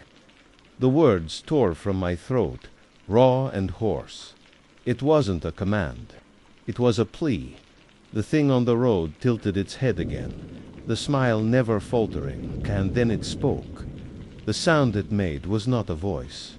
It was a chorus, a layered cacophony of whispers that seemed to come from all around me at once. It was the rustle of dry leaves, the buzz of a fly, the faint, desperate cry of a person in pain, all woven together into a single, horrifying sound that scraped against the inside of my skull.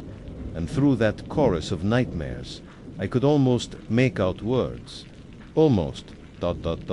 cold ... so lost ... help me ... duh. The words were a mockery of the situation I had been trained to handle. This was no lost child. This was a lure. The stories of the lost highway, the whispers of strange voices on the radio, flashed through my mind. This was the source. This booze was the watcher in the woods, the phantom in the headlights. I abandoned all pretense of procedure. My only thought was survival. I turned and scrambled back towards the sanctuary of my patrol car. I didn't run.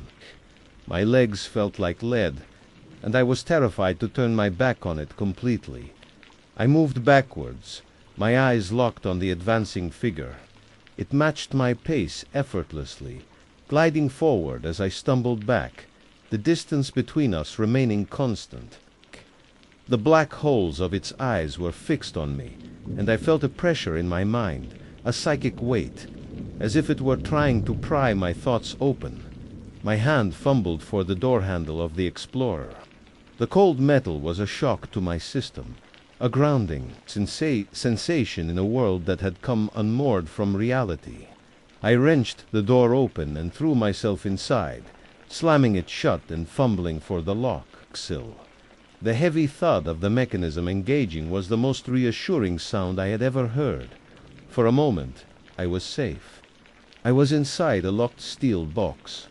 The engine was still running, the headlights still pinning the creature in their glare. It had stopped its advance when I reached the car and now stood about 20 feet away, just at the edge of the light, its horrifying smile still fixed in place. I grabbed the radio, my hand shaking so badly it took 2 tries to lift the receiver to my mouth. Dispatch. This is Unit 7. I need backup. I need backup now. Route 78. Mile marker 14. Subject is hostile. I repeat, subject is hostile. The radio answered with a deafening burst of static, so loud it made me cry out and drop the receiver. It wasn't normal static.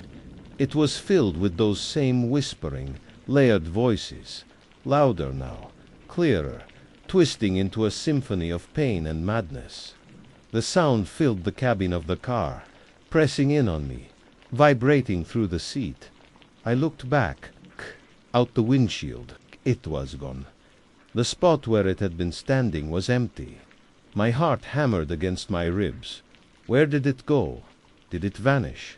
Did it retreat into the woods? I scanned the darkness on either side of the road, my eyes straining to see past the glare of my own headlights. The woods were a wall of black, impenetrable. A soft scraping sound came from my left. I turned my head slowly, my neck muscles screaming in protest. My breath hitched in my throat, pressed against the driver's side window, so close I could see the faint, ghostly image of my own terrified face reflected in it was the girl. Her face was inches from mine, separated only by a 1/4 inch of safety glass. The black voids of their eyes stared directly into mine. The impossibly wide smile was still there, and I could see the condensation of its breath fogging the glass. A detail so mundane, so real, that it made the situation infinitely more terrifying. It was here. It was real. And it was touching my car. Then it did something that finally broke me. It raised a hand, its long pale fingers pressing against the window, and it tapped. A single, slow, deliberate tap-tap against the glass. Ta! The sound a dry, brittle counterpoint to the screaming static from the radio and the frantic pounding of my own heart. It was a polite, almost curious gesture, the kind of tap a visitor might make at your front door. And in that moment, I knew, with absolute certainty, that the lock on my door meant nothing at all. Panic is a poor word for what I felt. It was a complete system failure, a cascading shutdown of every higher brain function, leaving only a single, screaming imperative: go. My hands flew to the gear shift, my foot stomping on the accelerator, git, with a force that made the engine roar in protest. The car was still in park. For a horrifying, eternal second, the engine just screamed, the tires stationary. As the tapping on the window continued, patient and rhythmic, tap, tap, tap, I slammed the gear shift into drive. The transmission bucked, and the Explorer lurched forward with a screech of tortured metal and rubber. I didn't care about finesse or procedure. I cranked the wheel hard to the left, pulling a frantic U-turn across both lanes of the empty highway, the tires squealing in protest. My sole focus was to put as much distance as possible between myself and the thing at my window as the car swung around. The headlights swept across the spot where it had been standing. It was gone. I didn't feel relief. I felt a new wave of terror. Where was it now? My eyes darted to the rearview mirror as I floored the accelerator. The big V8 engine roaring as the patrol car shot down the highway, away from the scene. The road behind me was empty. The darkness was absolute. The static on the radio had stopped. The silence that replaced it was somehow worse. I was alone again, but the solitude was no longer comforting. It was menacing. Every shadow cast by the moonlight seemed to hide a slender figure in a white dress. Every rustle of leaves in the wind sounded like a chorus of whispers. I drove faster than I had ever driven in my life, my knuckles white on the steering wheel, my eyes flicking between the road ahead and the rear-view mirror. I must have been 5 or 6 miles away, the needle pushing 80 on the speedometer, when I allowed myself a flicker of hope. Maybe I had escaped. Maybe it was bound to that one spot on the highway. Maybe it was over. Then the interior light of the car flickered on. For a split second, the cabin was flooded with a soft, warm glow, and in that light, reflected in the dark screen of the onboard computer, I saw it. It was in the back seat. Its face, with that too wide smile and those lightless eyes, was reflected for an instant, hovering right behind my headrest. I screamed. It wasn't a word, just a raw, animal sound of pure terror. I swerved violently, the tires losing their grip on the pavement. The world outside the windshield became a spinning blur of trees and moonlight and asphalt. The car went into a skid, the back end fishtailing wildly. I fought the wheel, my training battling my panic, but it was a losing fight.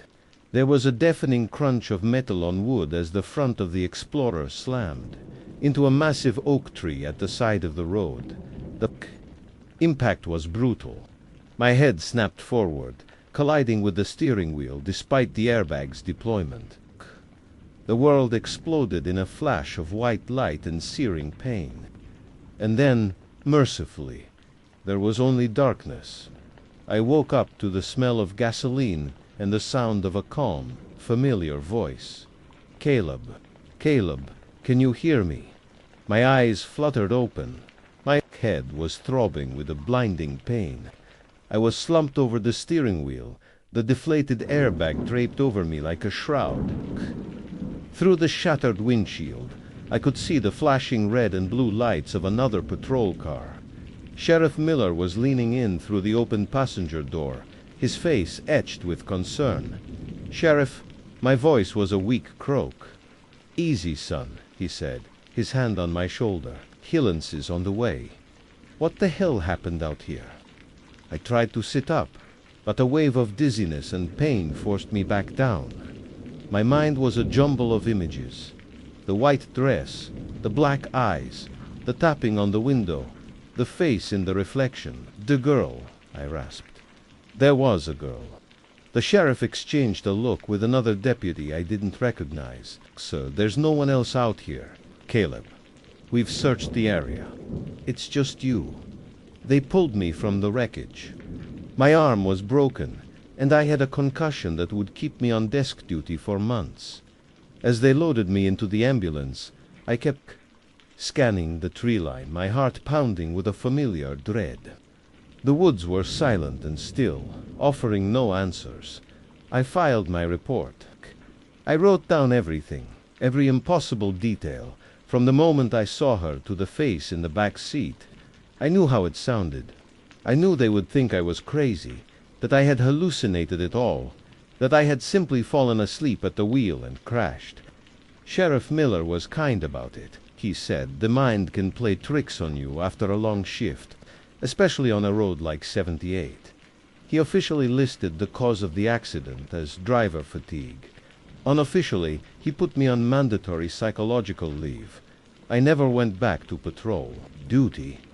I couldn't. The fear was too deep, too ingrained. I took a medical retirement a year later. My wife and I moved away from Oak Haven County to a city where the nights are never truly dark, where the glow of streetlights holds the shadows at bay. But I know what I saw. It wasn't a hallucination. It wasn't a dream. There is something on that lonely stretch of road, something ancient and predatory that wears the guise of a lost child. It waits in the darkness, and it watches. Sometimes, on nights when the moon is full and the wind is just right, I think I can still hear it. That chorus of whispers, calling from a place of infinite cold and darkness. And I know, with a certainty that chills me to my very soul, that the stories about the lost highway are all true. And I know that I am one of the lucky ones, because I saw its face, and I drove away. Others were not so fortunate. They stopped to help the girl in the white dress, and they were never seen again. They are the ones who are truly lost. My name is Sheriff Jenna O'Malley. For 18 years I've worn the badge of the Oak Haven County Sheriff's Department, the last 6 as its elected sheriff. In a county like ours, a sprawling expanse of farmland and dense woods stitched together by 2-lane highways, the title carries a certain weight. People don't just know your name. They know your father's name, the make of your first car, and how you take your coffee. It's a place built on familiarity, where the rhythms of life are dictated by the seasons, not by the frantic pulse of a city. Crime, for the most part, follows those same predictable rhythms. We handle domestic disputes that flare up with the summer heat. DU is that spike around the holidays, and the occasional bout of vandalism from teenagers who mistake boredom for rebellion. We are a department of professionals, trained to handle the worst of what people do to each other. We thought we were prepared for anything. We were wrong. The night it began was unremarkable, a Tuesday in late October when the air had finally surrendered its warmth to a persistent, toothy chill. The sky was a starless, ink-black canvas, and the low-lying fog was beginning to creep across the fields, muffling the world in a damp, gray blanket. I was in my office, catching up on paperwork that seemed to breed in my inbox.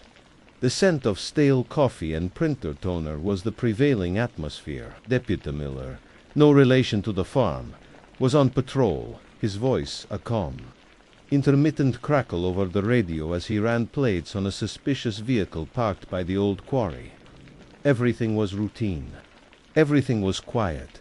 That quiet was shattered. At 10:47 p.m., the dispatch line rang with a shrillness that cut right through the mundane hum of the office. I picked it up on the second ring. It wasn't the calm, measured tone of a concerned citizen reporting a noise complaint. It was a raw, panicked scream, a young man's voice cracking under the strain of pure terror. "They're coming. Oh God, it's coming after us," he yelled, his words tumbling over each other in a frantic rush. Behind him, I could hear others, chorus of shrieks and sobs that sounded terrifyingly genuine. "Sir, this is the sheriff's department. Where are you?" I asked, my voice level and firm, the years of training kicking in to suppress my own jolt of adrenaline. My pen was already moving across a notepad. The Miller farm, the old abandoned one, en route for "We're in the car, but I don't know. I think it's still out there." The line was filled with the sound of labored, desperate breathing. "Please, you have to hurry. The Miller farm. Of course." The words sent a familiar wave of weary frustration through me. It was a local legend, a rite of passage for Oak Haven's youth. Their story, passed down through generations, was that the Miller family had simply vanished in the 1950s, leaving behind a half-eaten dinner on the table. The truth was far more mundane: a bank foreclosure and a quiet move out of state, but the legend was more exciting. The property had sat decaying ever since, a magnet for kids with something to prove, a group of teenagers.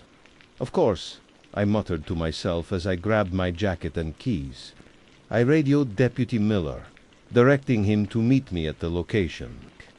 My initial assessment was simple: a prank, or a case of overactive imaginations fueled by cheap beer and ghost stories. Still, the panic in that boy's voice had been authentic. It's a sound you learn to recognize in my line of work. The drive out to the Miller place was a descent into isolation. The streetlights of our small town receded in my rearview mirror, replaced by the oppressive darkness of the countryside. The paved road turned to gravel, my tires crunching a lonely rhythm. The fog thickened, my headlights cutting a weak, conical path through the swirling vapor.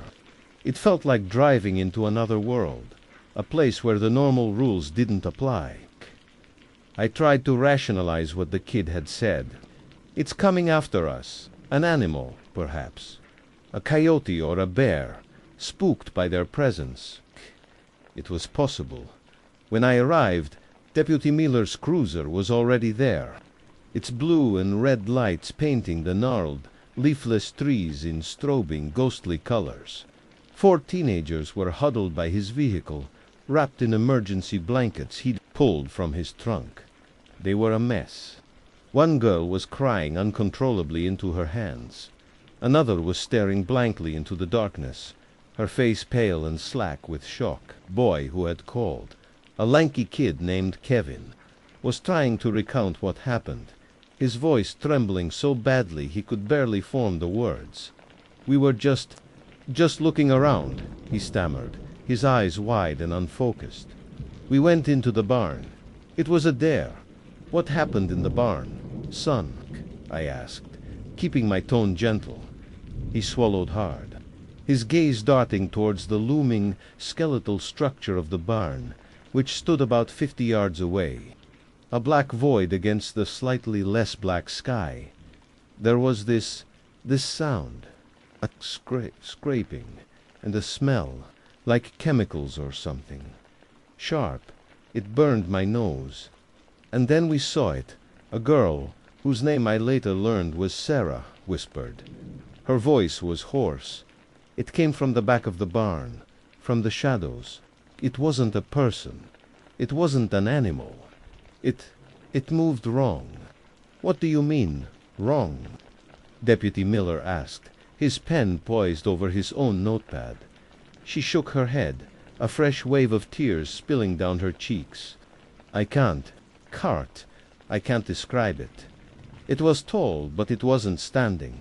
It was slithering, but it was upright. It made no sense. It was just this long, dark shape, and it was dragging itself across the floor, but fast. So fast.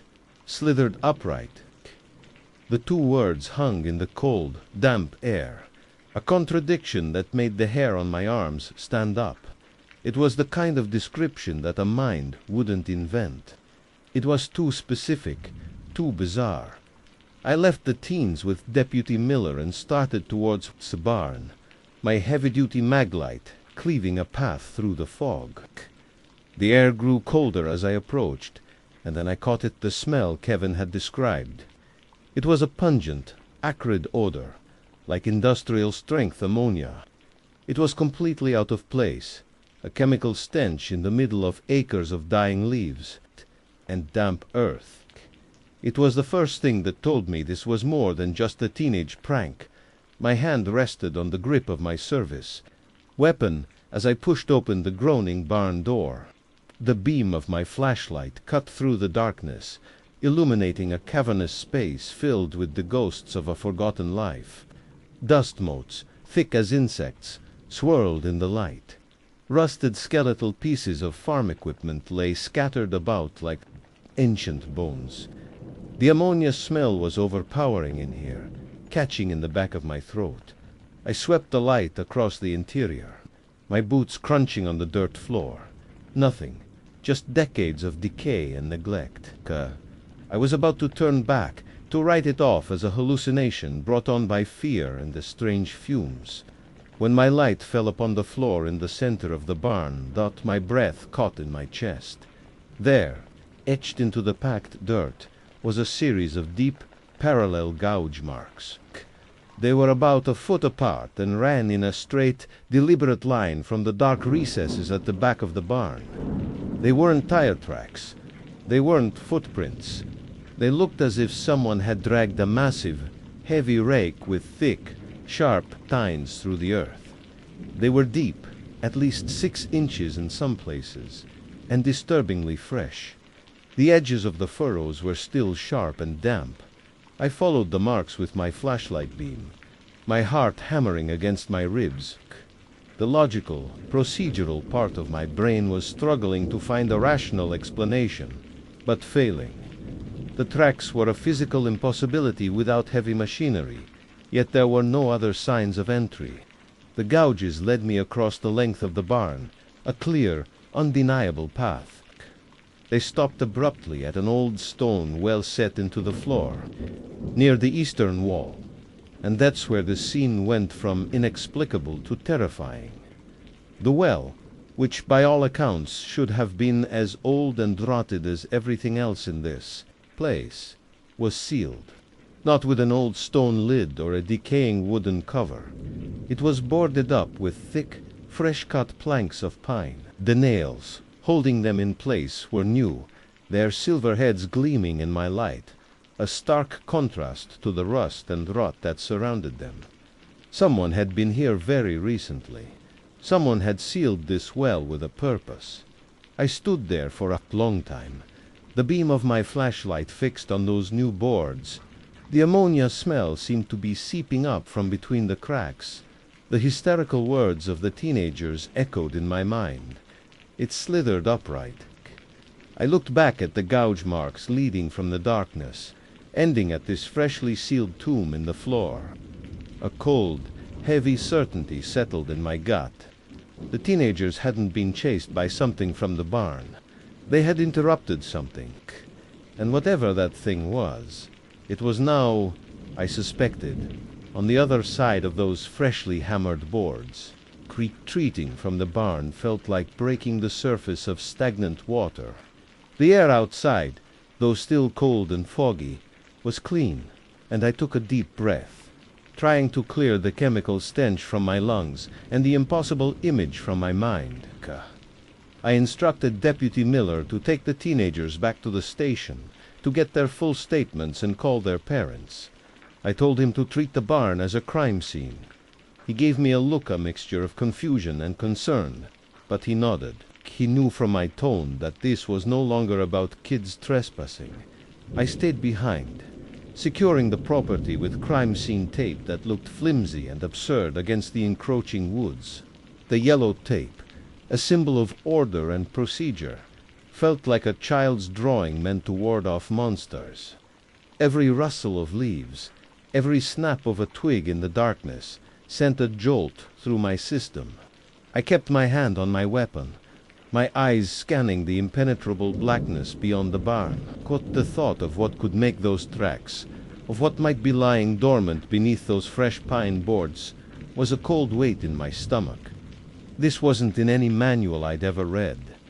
The next morning, the harsh light of day did little to dispel the barn's oppressive atmosphere. If anything, it made it worse. The dust motes danced in the sunbeams, but the corners remained stubbornly dark. The ammonia smell had faded slightly, but it still clung to the air. I had two of my best deputies, Harris and Chen, with me. They were good cops, steady and methodical, but I could see the unease in their eyes as they took in the scene.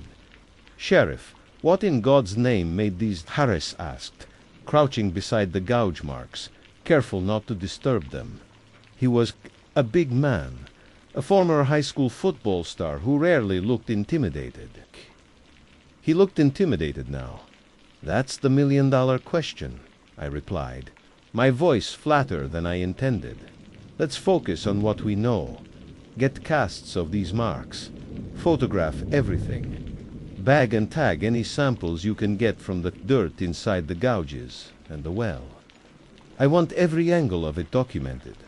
I want to know where that wood came from." While they worked, I went to the county records office. The building smelled of old paper and dust, a comforting scent of history, titter and order. I needed to know who owned the Miller farm. The clerk, a woman named Martha, who had been there since my father was sheriff, pulled the thick, leather-bound ledger. The property had been sold at auction in 1962 to a holding company. That company had been dissolved in the 80s, and the ownership had passed to a single individual, a man named Silas Blackwood. The name meant nothing to me. The address listed was a P.O. box in a neighboring state. There was no phone number. My next stop was the Oak Haven Historical Society, which was really just a cluttered room in the back of the public library, run by a retired history teacher named Arthur Crane. Arthur was a fountain of local lore. His seat mined a chaotic archive of town secrets and forgotten stories. "The Miller farm," he said, his eyes lighting up with interest when I told him what I was looking into. "Tragic story. Pse. The official record says they went bust, but the old-timers, my grandfather included, used to tell a different tale." He leaned forward, his voice dropping to a conspiratorial whisper. "They said the Millers didn't just leave. They were driven out. Said the well water went bad. Not just muddy, but tainted. Claimed it changed things. The crops withered. The livestock was born. Wrong," he shuddered, a genuine deep-seated tremor. "And they said something came out of the well at night." "What did they say it was?" I asked, my pen hovering over my notepad. "They never gave it a name," Arthur said, shaking his head. "Just the thing from the well. Said it was why the property never sold to a local. No one in Oakhaven would touch that land. They said the ground itself was sick." I left the library with a growing sense of dread. The rational explanations I was clinging to were fraying at the edges. That evening, Deputy Chen called me. They had traced the wood from the well. The planks were from a specialty lumber yard 2 counties over. The purchase had been made 2 days before the incident. The buyer had paid in cash, but the clerk remembered him. He was an old man, gaunt and weathered, who drove a rusty, beat-up pickup truck. He didn't say much, just that he needed the strongest pine boards they had. He'd also bought a box of 10-penny nails. The final piece of the puzzle, for now, came late that night. I was back in my office, staring at the photos of the gouge marks, when an email from the State Crime Lab came in. They had analyzed the soil samples from the tracks. Most of it was just dirt, clay, and traces of rotted organic matter. But there was something else, a complex protein chain they couldn't identify. It wasn't from any known animal in North America, and it contained high concentrations of formic acid and ammonia. It was, the report concluded, biologically anomalous. I closed the laptop, the screen's glow feeling intrusive in the darkened office. An unknown owner who lived out of state. An old man buying fresh lumber to seal an ancient well. Local legends, of a thing that drove a family from their home. And now, a lab report confirming the presence of something that, by all rights, shouldn't exist. My phone rang, startling me. It was Deputy Harris, his voice tight with an urgency that wasn't there that morning. "Sheriff, you need to get back out to the farm. Now." "What is it, Harris? Did you find something?" There was a pause, and I could hear the wind whistling on his end of the line. "It's the well, Sheriff," he said, his voice dropping so low I could barely hear him. "One of the boards is broken. It's broken from the inside." The drive back to the Miller farm was a blur of speed and adrenaline. I pushed the cruiser harder than I ever had on those winding country roads, the tires screaming in protest on the turns. Harris's words echoed in my head, each one a hammer, blow against the fragile wall of professional composure I tried to maintain, broken from the inside. It was the confirmation of a fear I hadn't even allowed myself to fully form. Whatever we were dealing with was strong, and it was awake. I found Harris and Chen standing near the entrance of the barn, their shotguns held at a low ready, their faces, illuminated by the harsh glare of portable floodlights they'd set up, were pale masks of tension. They didn't need to say anything. I followed their gaze to the well. One of the thick pine planks, a board I could barely lift on my own, had been shattered. It wasn't cracked or split. It was pulverized at its center. The wood splintered violently outwards. A dark, gaping hole, no bigger than a man's head, now marred the seal. From it, The caustic smell of ammonia billowed out in a visible, shimmering haze, far stronger than before. It was a foul, corrupt exhalation from the depths of the earth, and from the whole, a sound, a wet, rhythmic, dragging sound. It was the sound of something immense and heavy shifting its weight in the darkness below. "It's been getting louder," Chen whispered, his voice strained. "Whatever is down there, it wants out." My mind raced. We were county cops, not monster hunters. There was no protocol for this, but we were the only thing standing between whatever was in that well and the sleeping town of Oak Haven. We couldn't walk away. We couldn't call for backup without sounding insane. This was on us. "We need to see what we're dealing with," I said, my voice sounding more confident than I felt. "We need to get the rest of these boards off." As if summoned by my words, a new sound cut through the night, the rumble of an old engine. Headlights appeared at the end of the gravel road, bouncing and weaving as a rusty pickup truck. The same one from the lumberyard description pulled up behind our cruisers. The engine died with a sputtering cough, and an old man, gaunt and stooped, emerged from the driver's side. He was just as the clerk had described him. He looked at the three of us, at our drawn weapons and the floodlights pointed at his barn, and his weathered face sagged with a weary resignation. "I see I'm too late," he said, his voice a dry rasp. "It's woken up, hasn't it?" "You're Silas Blackwood," I stated, lowering my shotgun slightly but not relaxing my stance. He nodded slowly. "I am. And I'm the one who sealed that well. I was hoping it would hold. My family has been the custodians of this place for 3 generations. We're not owners, we're wardens." He walked past us, his eyes fixed on the broken seal. He didn't seem afraid, only profoundly sad. The teenagers, they disturbed the ritual. I hadn't finished placing the seals. The vibrations from there, the hammering, their presence, it was enough to stir it from its dormancy. "Stir what?" Harris demanded, his patience worn thin. "The thing in the well," Silas said, as if it were the most obvious thing in the world. He knelt by the broken board, the ammonia gas washing over him without effect. "It's not a single creature. It's a colony, a primordial organism that lives deep within the earth, in the water table. The well is just one of its breathing, holes. The ammonia is its respiration. The formic acid is its defense." He pointed a long bony finger at the gouge marks. "Those are made by the hardened silicate filaments it uses to pull itself along. It moves as one mind, one body, slick, upright. It's the only way to describe it." The teenager's words, now explained with such chilling calm, were infinitely more terrifying. "The legends are true, then," I said. "The millers, the livestock, the water becomes tainted," Silas confirmed, his gaze distant. "The organism leaches its essence into the groundwater. It changes things on a biological level, makes them, like itself. The millers were smart enough to run. My grandfather bought the land to make sure no one else ever settled here, to keep it contained. A loud crack from the well made us all jump. Another board splintered.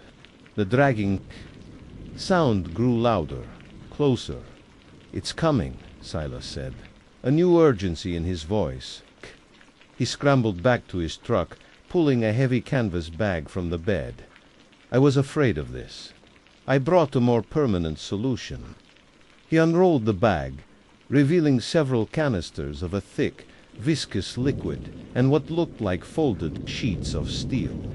This compound should neutralize it, force it back into dormancy. But we have to get it down the well. All of it. Before we could form a plan, the remaining boards over the well exploded upwards in a shower of wood and nails. A shape began to rise from the blackness. It wasn't a head or a limb.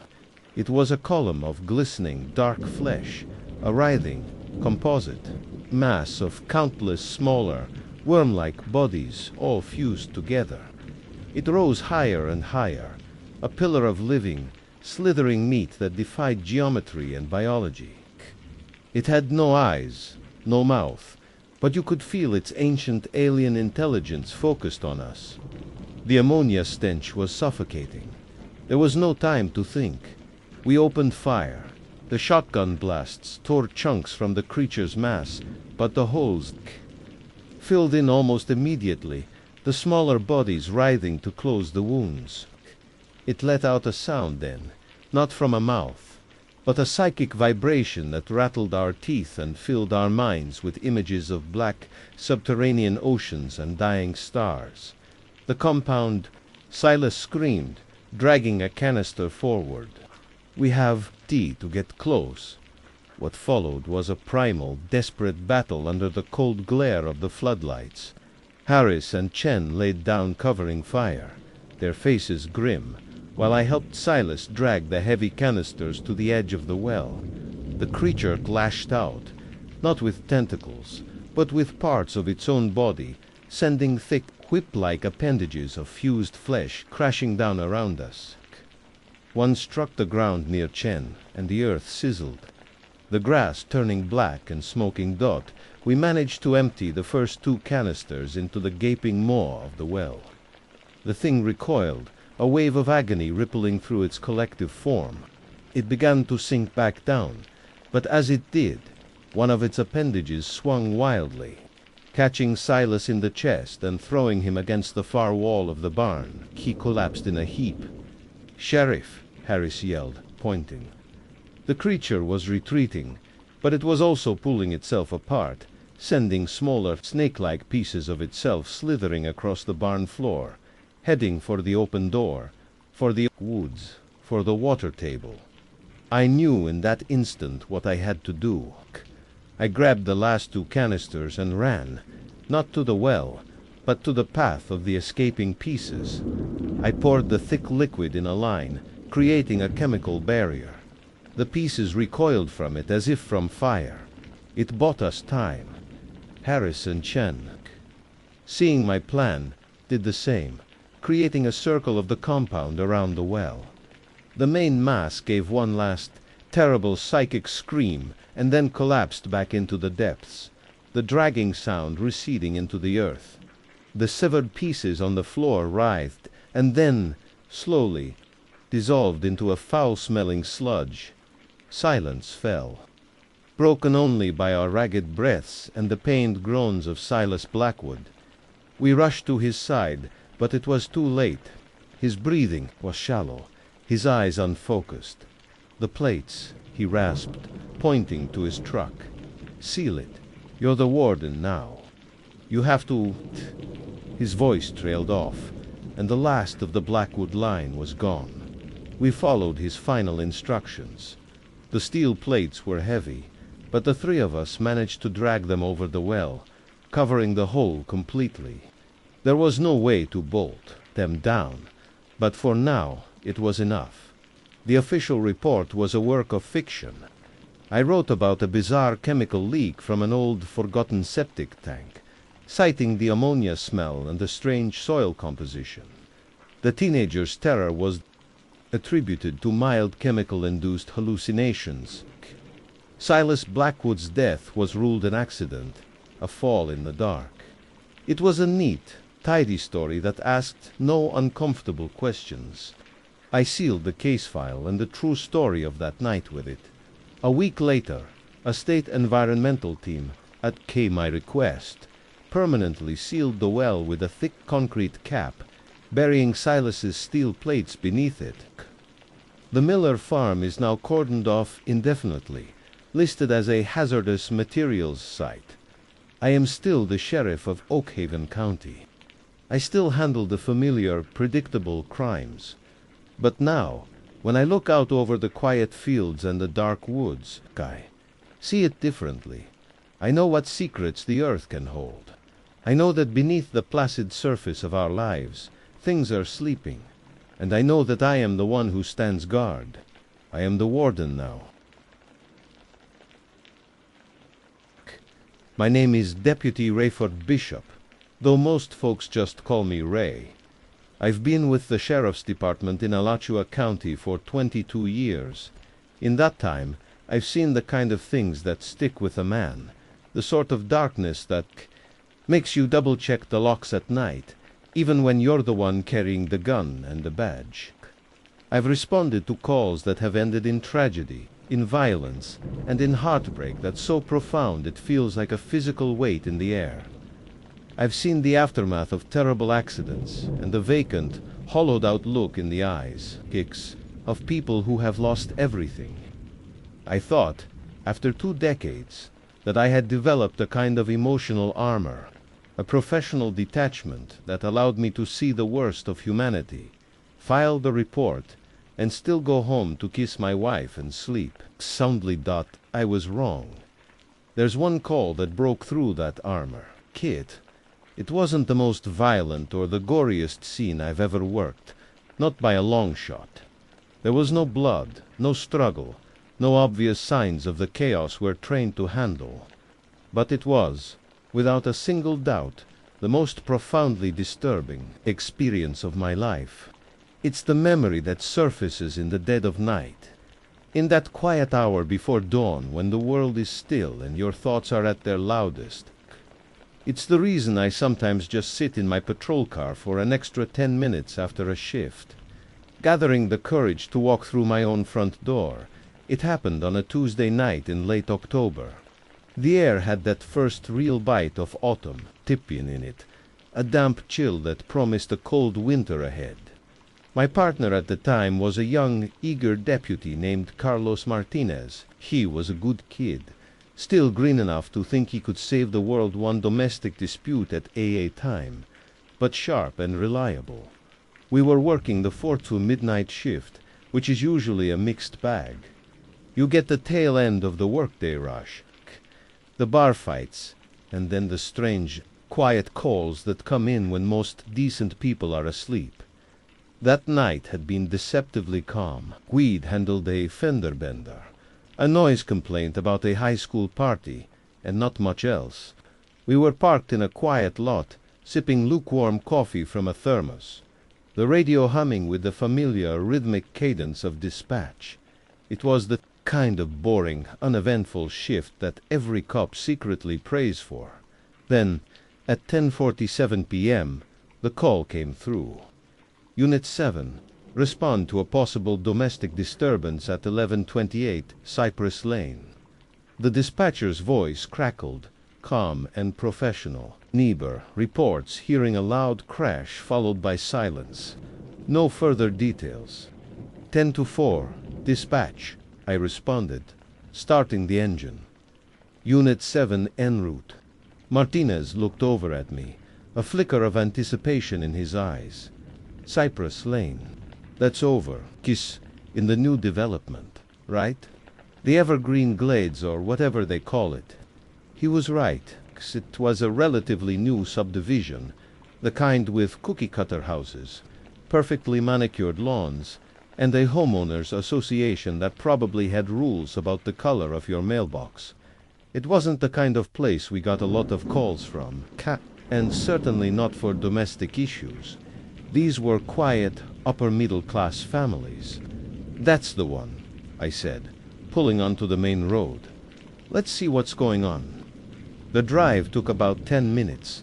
As we turned onto Cypress Lane, the first thing I noticed was the quiet. It was a deep, oppressive quiet. No dogs barking, no TVs flickering through drawn curtains. Every house was dark, save for the occasional porch light casting a lonely yellow glow. It was, for lack of a better word, eerie. The neighbor who had called it in was waiting on her porch, wrapped in a robe, her face etched with worry. "Thank God you're here," she whispered, clutching her robe tighter. "It's the Hendersons. They're a nice couple, quiet. But about an hour ago, I heard a huge crash, like furniture being thrown. I almost called then, but I didn't want to be a bother. But it's been silent ever since. Just dead silent. It's not right." We thanked her and told her to go back inside. Fear was palpable, and it was starting to put me on edge. Cops develop a sixth sense, a gut feeling for when a situation is off. My gut was screaming at me. We approached the house at 11:28. It was a two-story beige house, identical to its neighbors. The lawn was perfect. A child's bicycle lay on its side near the driveway. A single light was on in the dining room window. But just as the neighbors said, the silence was what was so unsettling. In a domestic disturbance, you expect to hear something shouting, crying, something. This was like the house was holding its breath. Martinez and I separated, doing a quick check of the perimeter. The windows were all closed, the blinds drawn except for the dining room. The back door was locked. We met back at the front porch. "Nothing," Martinez said, his voice low. "No signs of forced entry. It's too quiet, Ray." "I know," I said. I reached out and tried the front doorknob. It turned dot. The door was unlocked. Another red flag. People don't have violent arguments and then leave their front door unlocked. We drew our sidearms, holding them low and ready, and I pushed the door open. "Sheriff's Department," I announced, my voice booming in the stillness. "Is anyone home?" Silence. We stepped inside, into a small, tidy foyer. The air was cool and smelled faintly of lavender air freshener. To our left was a living room, immaculate. The cushions on the sofa were perfectly plumped. A family photo on the mantelpiece showed a smiling man, a woman, and a young boy. Everything was in its place. Two in place. It looked like a showroom, not a home where a violent crash had just occurred. "Sheriff's Department." I called out again, stepping further in. "Mr. and Mrs. Henderson." The only response was the soft hum of a refrigerator from the kitchen. We moved slowly, methodically, clearing the ground floor. The living room was empty. The kitchen was spotless, save for a single glass on the counter. We crept toward the light coming from the dining room. My heart was pounding, a steady, heavy drum against my ribs. Every instinct told me to turn around, to get out of that house and wait for backup. But we had to know if someone was hurt. I peered around the doorframe into the dining room, and that's when I saw them, the Hendersons. They were sitting at their dinner table, a man and a woman in their late 30s. The table was set for a full meal roast chicken, mashed potatoes, green beans, but the plates were untouched. The food was perfectly arranged, but no one had taken a single bite. They were just sitting there, bolt upright in their chairs, staring straight ahead at the wall. Their hands were resting in their laps, perfectly still. They weren't looking at each other. They weren't looking at us. Their faces were completely, utterly blank. It was the most unnatural stillness I had ever witnessed. They looked like mannequins, sir, ma'am, I said, my voice softer now. Martinez was right behind me, his breathing shallow. "This is the Sheriff's Department. We received a call. Is everything all right?" There was no reaction. They didn't blink. They didn't move. I took a cautious step into the room, keeping my distance. I could see their chests rising and falling, the slow rhythmic sign that they were alive. But that was the only sign. "Sir," I said, a little louder, directing my attention to the husband. "Mr. Henderson, can you hear me?" For a long moment, nothing happened. The silence stretched, thick and suffocating. I was about to call for a medical unit, thinking maybe they'd been drugged or were in some kind of catatonic state. Then it happened. Slowly, mechanically, the husband's head began to turn toward me. It was not a natural movement. It was stiff, jerky, like a rusty machine grinding into motion. His eyes, still as blank and empty as a doll's, fixed on mine, and then he smiled. It wasn't a smile of greeting or amusement. It was a grotesque, horrific parody of a smile, his lips pulled back from his teeth, stretching wider and wider, far beyond the normal limits of human anatomy. The corners of his mouth seemed to crawl up his cheeks, aiming for his ears. It was a Gesila, impossibly wide gash in his face, revealing every single one of his teeth, and perhaps a few more than should have been there. It was a purely physical act, devoid of any emotion. There was no joy in it, no madness, only the terrifying, silent mechanics of a face being pulled into a shape it was never meant to hold. A cold dread, so pure and absolute it felt like ice. Water in my veins washed over me. I felt the hair on my arms stand on end beside me. I heard Martinez let out a choked gasp, and as we stood there, frozen in disbelief, the wife, without ever taking her eyes off the wall in front of her, slowly, precisely, mirrored the exact same expression. Her face split open into that same silent, grotesque, impossibly wide smile. Don't know words, no sounds, just that smile. In a silent, perfectly neat house that was supposed to be a home, time stood still. That is a cliché, I know, but in that dining room, with those two silent, smiling horrors, it felt literally true. My training, my 22 years of experience, evaporated in a wave of pure, primal fear. My hand, holding my Glock, was steady, but it was the steadiness of a statue. I couldn't have moved if I'd wanted to. My brain was screaming a single, incoherent word: wrong, wrong, wrong. Beside me, Martinez made a small, strangled noise. It was enough to break the spell. I tore my eyes away from the Hendersons and glanced at him.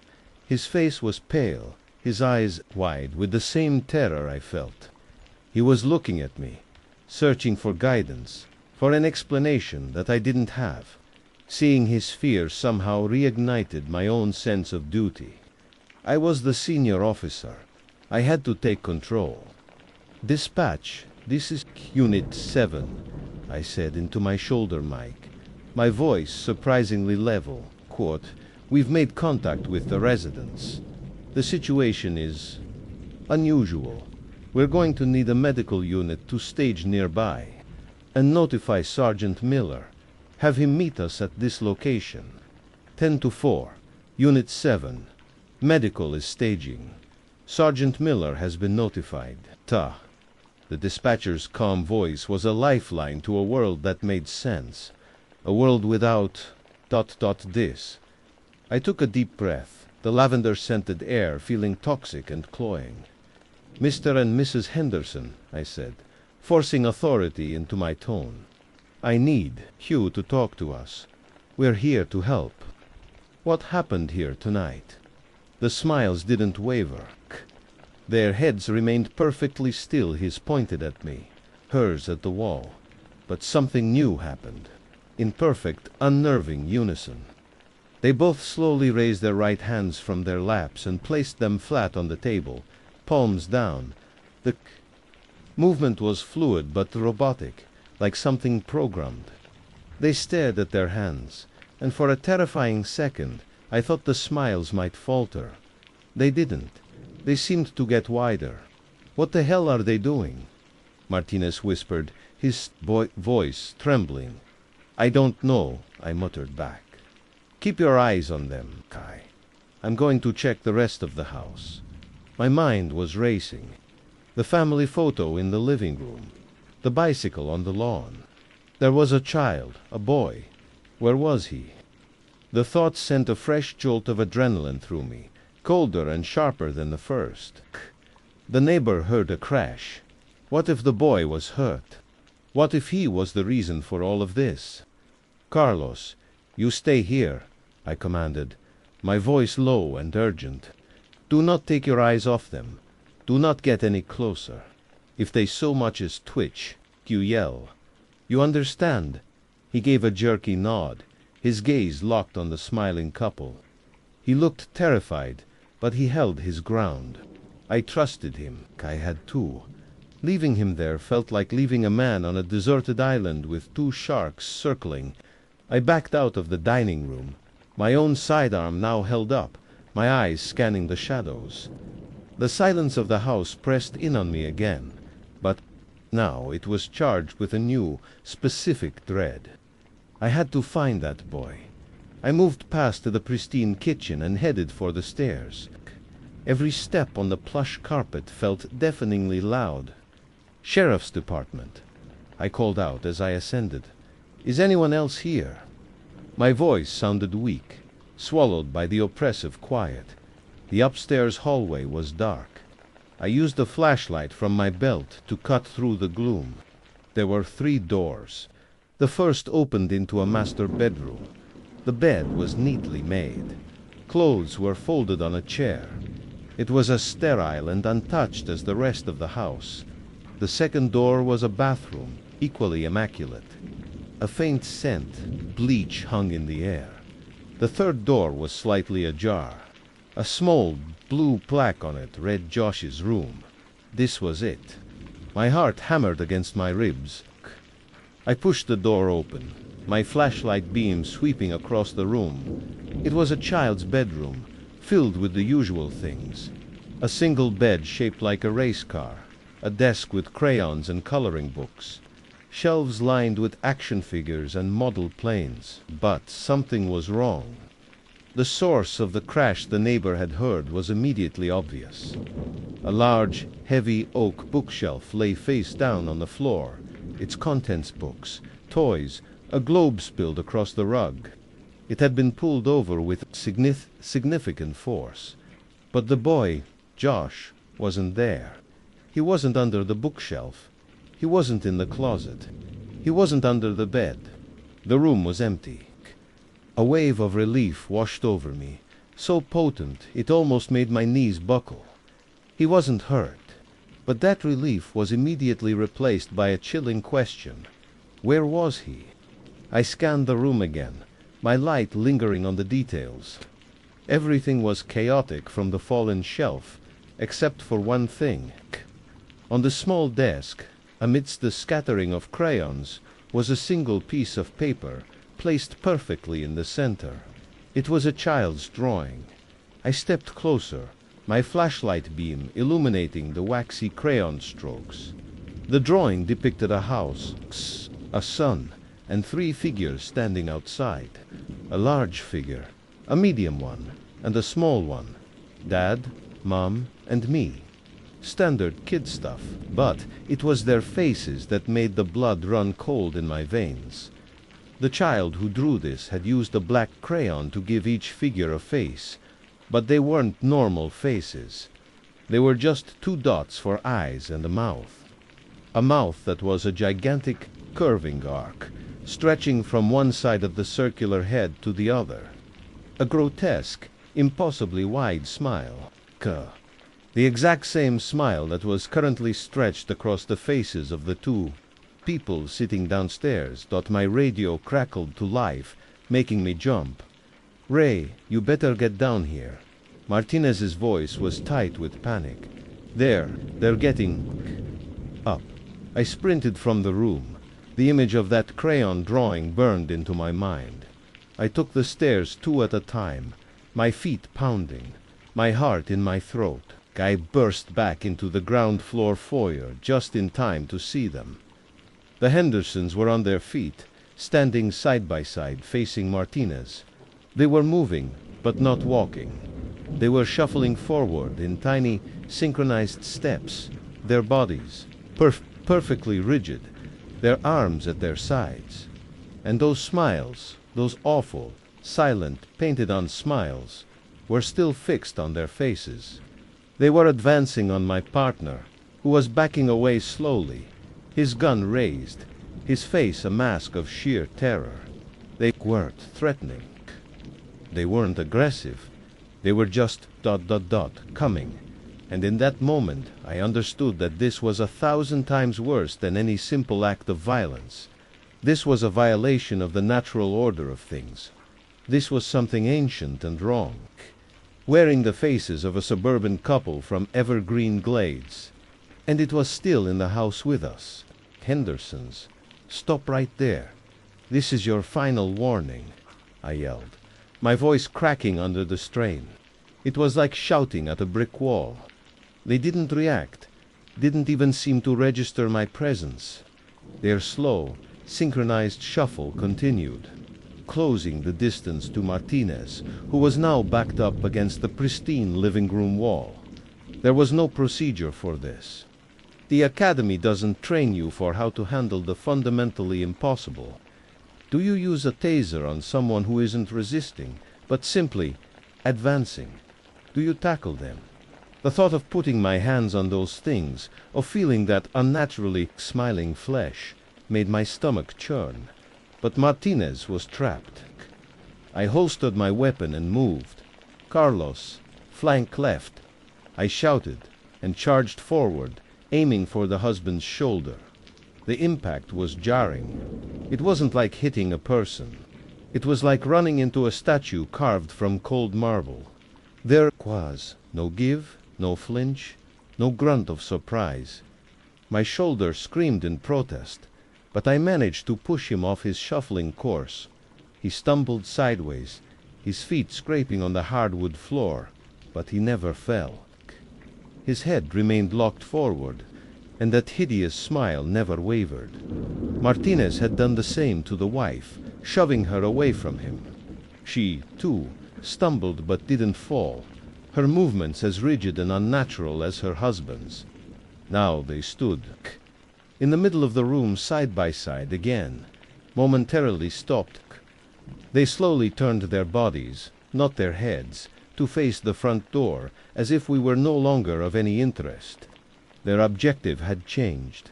They wanted out.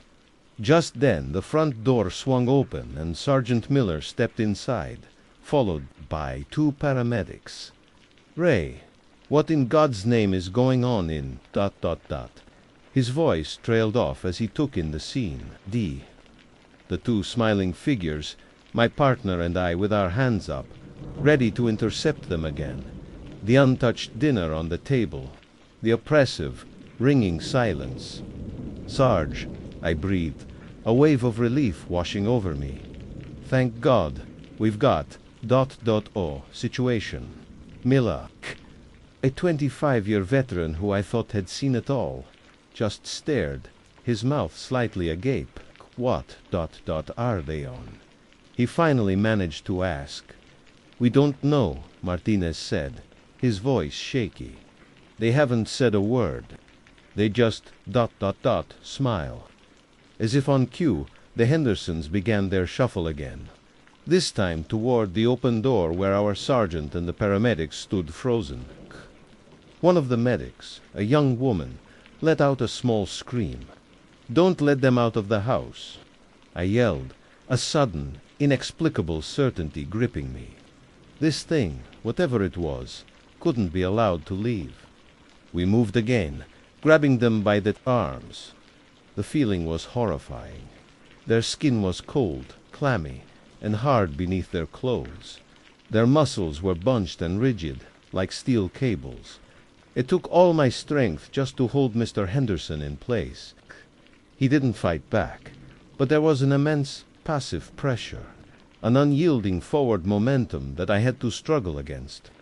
He just kept trying to shuffle, his legs moving uselessly against my hold. And all the while, that smile, that wide, black, silent smile was inches from my face. I could smell his breath, strangely neutral, like nothing at all, working together. The 4 of Uzme, Martinez, Miller, and the brave male paramedic managed to wrestle the Hendersons onto the floor, and restrain them. They never fought, never made a sound. They just lay there on their backs on the plush living room carpet, their chests rising and falling, their eyes wide and staring at the ceiling, their faces split by those impossible, triumphant grins. It was a victory that felt like a profound defeat. As the paramedics began checking their vitals, which were inexplicably normal, my mind went back to the one piece of the puzzle that mattered most, the boy, Josh. "Sarge, the son is missing," I said, getting to my feet. I checked his room. There was a struggle, a bookshelf knocked over. But he's not there. Miller's face hardened, his professional focus returning. All right. Martinez, you stay with them. Ray, you and I will do a full sweep of the house, top to bottom. Check every closet, every crawl space. Now, we moved with a new urgency. The silent, smiling figures on the floor forgotten for a more pressing fear. We searched the master bedroom again, the bathrooms, the linen closet. Nothing. We went back to Josh's room. The overturned bookshelf, a monument to some silent, terrifying event. We looked under the bed again, in the closet, behind the curtains. Nothing. We headed back downstairs. The paramedics were preparing to load the Hendersons onto gurneys. They had decided to sedate them, but the sedatives seemed to have no effect. So the smiles remained. Maybe he ran outside, Miller suggested, but his voice lacked conviction. The bicycle was still on the lawn. The street was still empty. I stood in the foyer, the image of the child's drawing burning in my mind, the smiling figures, the overturned bookshelf, the crash. The neighbor said she heard the crash and then silence. The crash wasn't the start of the fight, I said, thinking aloud. It was the end of it. What are you talking about, Ray? Miller asked. The boy, I said, my eyes scanning the ground floor. He pulled the bookshelf down. He was trying to barricade himself in, or maybe he was trying to barricade something else out. My gaze fell on a small door under the staircase, a coat closet. I'd glanced in it during our first sweep, but I hadn't searched it thoroughly. I walked over and pulled it open. It was dark and smelled of mothballs and winter coats. I pushed the heavy coats aside, and there he was, Josh Henderson, maybe 7 or 8 years old, was curled up in a tight ball in the back corner, his face buried in his knees. He was perfectly still. For one heart-stopping moment, I thought he was dead. Josh, I whispered, my voice gentle. It's okay, son. We're the police. You're safe now. He didn't move. Guy knelt down, my old knees creaking in protest. Josh, it's over. We're here to help you. Slowly, he lifted his head. His face was pale and tear-streaked, but his eyes were clear. He wasn't smiling. He looked at me, then past me, toward the living Saha room where his parents were being strapped to gurneys. Are they gone? He whispered, his voice tiny and fragile. They're going to get some help, son, I said, choosing my words carefully. Can you tell me what happened? He stared at me for a long moment, his child's mind trying to make sense of an adult's question about an impossible event. The smiling man came, he said, his voice flat and certain. He came for Mom and Dad. The smiling man, I asked, my blood running cold. Who is that? He doesn't have a face, Josh said, his eyes unfocused, looking at a memory. Just a smile. He whispered to them from the shadows. And then they started to smile, too. They stopped being Mom and Dad. They just smiled. He shuddered. I pushed a shelf and ran. He told me to hide. He said the smile can't get you if it can't see you. We got Josh out of there. Child Services placed him with an aunt who lived 2 states away. The Hendersons were admitted to a state psychiatric hospital. They never spoke again. They never stopped smiling. Not when they ate, not when they slept. The doctors found no explanation. After a few years, they were moved to a long-term care facility, forgotten by the world. 2 living statues with grotesque smiles carved into their faces. The official report lists the incident as a psychotic break of unknown origin. Carbon monoxide was ruled out. No drugs were found in their system. The case was closed. But I know what I saw. Martinez knew too. We never partnered again after that night. We didn't have to talk about it. We just couldn't look at each other without seeing those smiles in the other's eyes. I think about that little boy, Josh, sometimes. I wonder if he still remembers the smiling man. I know I do. I see him in my nightmares. And sometimes, when I'm tired, or when the light hits a stranger's face just right, I see a flicker of it. A smile that's just a little too wide, a little too empty. And in that moment, the armor I've spent a lifetime building cracks, and I'm right back in that silent house on Cypress Lane, staring into the abyss. My name is Garrett Cole. For 27 years, I've worn a badge in this county, the last 12 as sheriff. In a place like this, nestled in the sprawling foothills of the mountains, you see a bit of everything. You deal with domestic disputes. There have been simmering for generations. Kids who think joyriding is a sport. And the occasional poacher who gets a little too bold. It's a job that demands a level head and a healthy dose of skepticism. You learn to rely on facts, on evidence, on the things you can see and touch. You trust your training, your gut, and your partners. Sir, for me, my most trusted partner for the last 6 years wasn't a deputy, but a German shepherd named Blue. Blue wasn't just a dog. He was a canine officer with a record better than most of my human deputies. He was smart, disciplined, and absolutely fearless. We'd been through everything together, tracked fugitives through dense forest in the dead of night, sniffed out narcotics hidden in the most ingenious spots, and faced down men twice my size with nothing but a low growl. His instincts were impeccable. I learned early on that if Blue told me something was wrong, it was wrong. There was no arguing with him. His senses painted a picture of the world that I, with my dull human perceptions, could never hope to see. He was my early warning system, my compass, and my closest confidant on long, quiet patrols. That trust, the absolute faith I had in him, is what makes this story so hard to tell.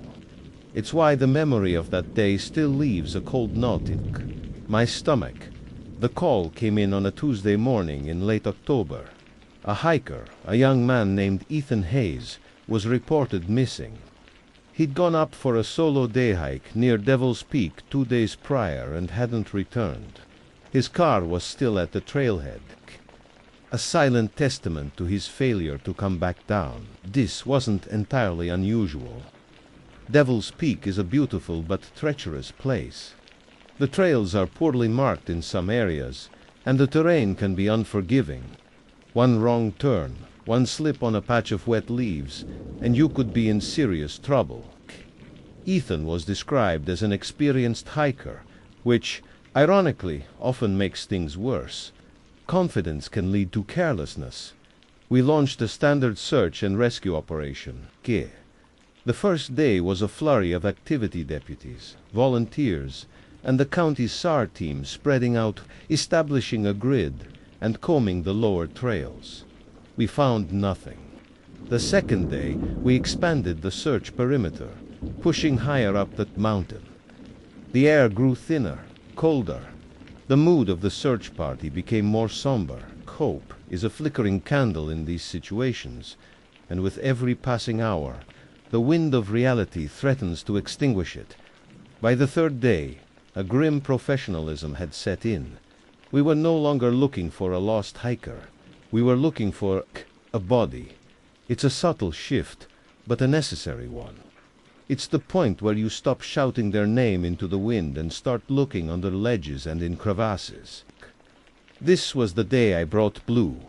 The terrain was too rough for a large-scale grid search, so we broke off into smaller teams, assigned to specific hard-to-reach sectors. My sector was the North Ridge, a jagged spine of rock and stunted, wind-blasted sink pines that led towards the summit of Devil's Peak itself. The morning was cold and damp. Thick gray mist clung to the mountainside, muffling sound and reducing visibility to less than 50 yards. It was the kind of weather that seeps into your bones. Blue was all business, his nose to the ground, his powerful body moving with an efficiency that I envied. We worked our way up the ridge, a slow, methodical process. I scanned the landscape for any sign of human passage, a broken branch, a scrap of fabric, a footprint in a patch of mud. Blue worked in a zigzag pattern ahead of me, his tail held low and steady, indicating his intense focus. For hours it was the same. The crunch of my boots on gravel, the whisper of the wind through the pines, and the soft panting of my partner. The mountain felt ancient and indifferent. It held its secrets close. We found nothing, not a single clue to suggest Ethan had ever been in this area. I was beginning to think we were on a wild goose chase, that he must have fallen somewhere on the more accessible eastern face. It was around 2 p.m. when things changed. We were navigating a particularly dense section of forest, just below a sheer rock face. The mist had thickened, and an eerie silence had fallen. The wind died completely. It was so quiet I could hear the blood pounding in my ears. Blue, who had been working diligently, suddenly stopped. He didn't just stop. He froze mid-stride, one paw lifted off the ground. His head was up, his nose twitching, tasting the air. I stopped behind him, my hand instinctively going to the radio on my shoulder. "What is it, boy?" I whispered. He didn't respond to my voice. He let out a low, guttural whine, a sound I had never heard him make before. It wasn't a sound of excitement or aggression. It was a sound of pure, unadulterated fear. His hackles, the thick fur along his spine, stood up straight, making him look larger and more primal. He took a hesitant step back, bumping against my leg. This was wrong, terribly wrong. Blue didn't do hesitant, he didn't do fear. I followed his gaze, trying to see what had spooked him. Through the shifting gray mist, I saw it. A cave. It wasn't remarkable in any way. Just a dark, vertical slit in the rock face, no bigger than a doorway. It looked perfectly ordinary, like thousands of other small caves and overhangs that dotted these mountains. There was nothing about it that screamed danger. But to Blue, it was the most terrifying thing in the world. "Easy, boy. It's just a cave, Sid." My voice trying for a calm I didn't feel. My own heart was starting to beat a little faster. I trusted this dog's instincts more than my own eyes. I tried to urge him forward. "Go on, check it out. Hop, hop." It was our command to search. He'd obeyed it without question 1,000 times. This time, he dug his paws into the soft earth and refused to budge, his body trembling. He whined again, louder this time. A desperate plea for us to leave my duty as a sheriff and a searcher, warred with my instincts as a dog handler. The hiker could be in there, injured. I couldn't just walk away. Leaving Blue, who was now practically trying to hide behind me, I unclipped my heavy-duty flashlight from my belt. The click as I switched it on sounded unnaturally loud in the oppressive silence. "Stay here," I commanded, my voice firm. I took a step towards the cave. The air grew noticeably colder, a damp chill that had nothing to do with the weather. It was a dead, stagnant cold. And there was a smell, faint but foul. It was acrid and organic, a scent that reminded me of burnt wiring and rotting meat. I reached the entrance and shined my light inside. The beam cut a bright white cone through the absolute blackness. The cave was shallow, maybe 20 feet deep. The walls were smooth, damp rock. The floor was covered in dirt and a few scattered leaves. It was empty. I swept the beam from left to right, methodically checking every corner, every shadow. Nothing. I felt a small wave of relief mixed with annoyance at Blue for getting so spooked over nothing. "See, it's empty," I called back over my shoulder. I took one more step inside, just to be certain. I swept the light across the back wall one last time, and that's when I saw it. It was only for a split second, a heartbeat, a flash of an image, so brief and so alien that my mind struggled to process it. In the deepest, darkest part of the cave, my flashlight beam glinted of something wet and reflective. It wasn't the glint of water on rock. It was a cluster of shining orbs, packed tightly together. They weren't arranged in any natural pattern. For that fraction of a second, before I instinctively jerked the light away, my brain supplied a single horrifying word. Eyes, Dot. It was something looking back at me, something with too many eyes. They didn't blink. They didn't move. They just were. And in that fleeting moment, I felt a wave of cold, primal terror wash over me that made Blue's reaction seem mild. It was a feeling of being scrutinized by something systematic, utterly inhuman, something ancient and wrong. I stumbled backward out of the cave, my breath catching in my throat, my hand flying to the grip of my service pistol. The flashlight beam shook violently in my hand, dancing across the trees. I didn't dare shine it back inside. I knew, with a certainty that chilled me to my very soul, that I did not want to see it again. I don't know how long I stood there, frozen on the threshold of that cave, with my pistol in a trembling hand and my world completely upended. It could have been seconds or minutes. Time seemed to have stretched and warped, becoming as thin and unreliable as the mist surrounding me. The only real things in that moment were the frantic thumping of my own heart and the cold, hard certainty that I needed to get away. The image of those eyes was burned onto the inside of my eyelids, a cluster of wet, glistening orbs, unblinking, unfeeling, and utterly alien. They weren't the eyes of any animal I knew or could even conceive of. There was an intelligence there, but it was ancient and predatory, a kind of knowing that had no place in the sunlit world. My training, 27 years of it, was screaming at me to take cover, to assess the threat, to communicate. But the primal, lizard part of my brain, the part that understands true predators, was screaming something much simpler. Run! It was Blue who broke the spell. He let out a sharp, frantic bark that cut through the silence.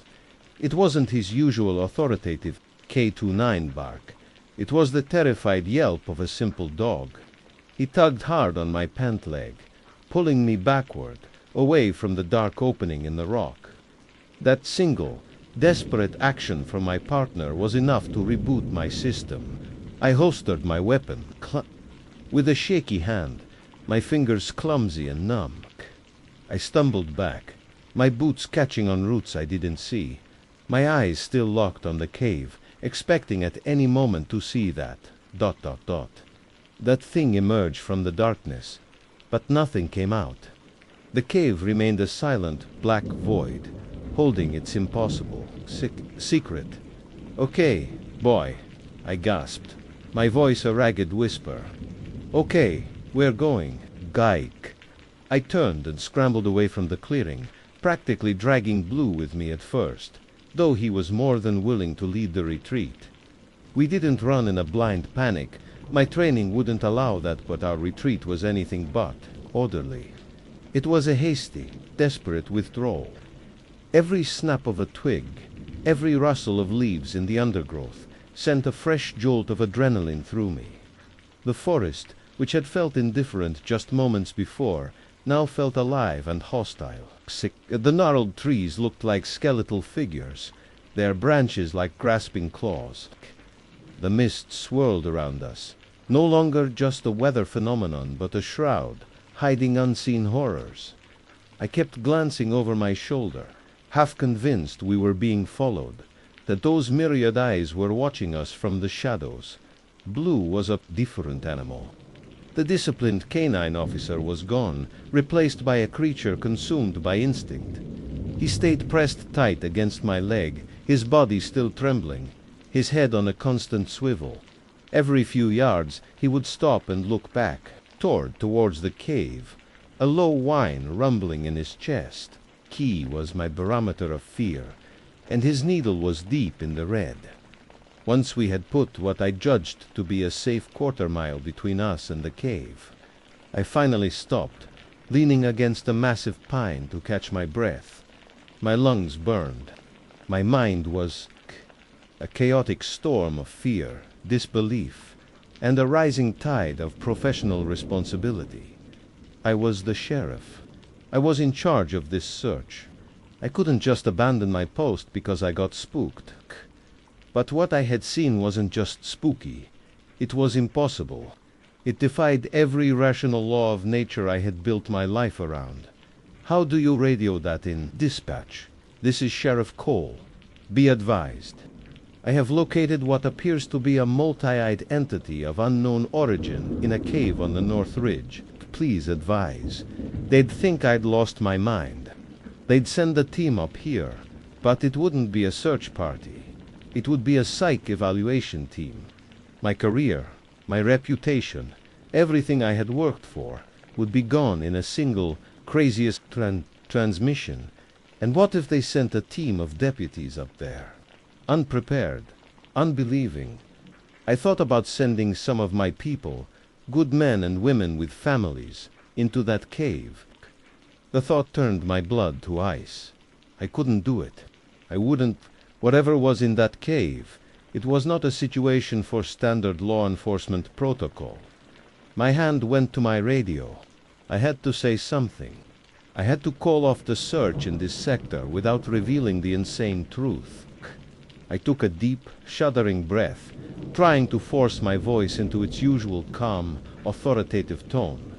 Dispatch, this is Cole. The voice of my dispatcher, Mary, came back, clear and blessedly normal. Go ahead, Sheriff. Mary, I'm on the North Ridge. The area around grid coordinate 9 Baker is unstable. I found a series of small caves.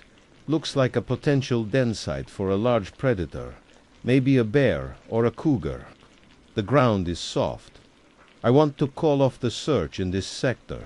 It's not safe. Have the other teams hold their positions and begin a phased withdrawal back to the base camp. We'll reevaluate in the morning. It was a weak lie, but it was the best I could come up with. It was plausible enough. The words tasted like ash in my mouth. Unstable ground, a large predator, such simple, mundane lies to cover a reality that was anything but. 10-4, Sheriff. Calling off the search in 9 Baker, all teams to withdraw to base. 10-4, I said, and clipped the radio back to my shoulder. The lie sat heavy in my gut. I had just knowingly falsified my report. But the alternative, telling the truth, felt like a far greater irresponsibility. The rest of the journey down the mountain was a blur. The fear didn't subside. If anything, it solidified into a cold, heavy dread. The image of the eyes was a constant afterimage in my vision. I tried to rationalize it. A trick of the light, a reflection of some strange mineral deposit, a hallucination brought on by fatigue and the high altitude. But I knew better. Blue had sensed it long before I saw it. His terror was real. My terror was real. And that smell, that rotten chemical stench was still in my nostrils, when we finally broke through, cued the tree line and saw the flashing lights of the command post vehicles below. I felt a wave of relief so powerful my knees almost buckled. It was like returning from a foreign country, a land with different rules and different gods. The world of radios, coffee, thermoses, and tactical maps seemed impossibly safe and sane. But I had brought the fear back with me. I debriefed the SAR, the captain, a good man named Dave, sticking to my story about the unstable ground and the possible predator den. He accepted it without question. No one wants to risk their volunteers in a dangerous area for a search that had already transitioned into a recovery mission. We officially marked the entire North Ridge as a no-go zone. The search for Ethan Hayes would be concentrated elsewhere, the next day, before being called off entirely if nothing was found. I put Blue in the back of my truck. He immediately curled into the tightest possible ball in the corner of his crate and refused to look at me. His spirit was broken. Seeing him like that hurt almost as much as the fear itself. That night I didn't sleep. I sat in my study, the lights on, a bottle of whiskey on the desk in front of me, untouched. Every time I closed my eyes, I saw them, a cluster of wet black pearls, shining in the flashlight's beam. Too many of them, all looking at me. I was a man who dealt in facts, in evidence. But I had no evidence. I had no facts. All I had was a single, terrifying, impossible moment in a dark cave on Devil's Peak, and the unshakable knowledge that my world was suddenly a much bigger and much more dangerous place than I had ever imagined. The search for Ethan Hayes might have been over for everyone else, but for me, a different kind of search was just beginning. A search for an explanation, for sanity, in the face of something that offered neither. The search for Ethan Hayes was officially suspended 2 days later. The official report, the one I signed off on, listed the cause as presumed deceased due to environmental exposure or animal attack. It's a cold, clinical phrase, a bureaucratic stamp on a human tragedy. Every deputy, every volunteer, every person in town accepted it as the sad but logical conclusion. They saw a mountain, a missing hiker, and the unforgiving math of nature.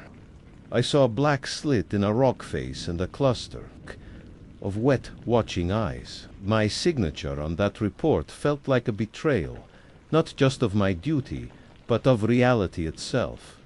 The days that followed were a waking nightmare. Sleep offered no escape. When I did manage to drift off, my dreams were filled with suffocating darkness, and the feeling of being watched by a multitude of intelligences. I'd wake up in a cold sweat, the foul, acrid smell from the cave thick in my nostrils. So real I'd get out of bed to check if something was burning in the house. My wife, Sarah, grew concerned. I became distant, irritable.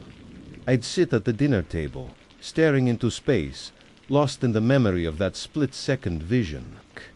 How do you explain to the person you love that you're terrified of closing your eyes? Work became a hollow routine. The daily squabbles and minor infractions that made up my world now seemed absurdly trivial. While I was mediating a property line dispute between two stubborn old farmers, my mind was on a ridge miles away, wondering what ancient thing lived behind a wall of stone.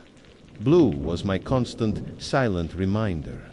The change in him was profound and heartbreaking. He was no longer my fearless partner. I took him out of active duty. The vet said he was physically fine, but the dog I knew was gone.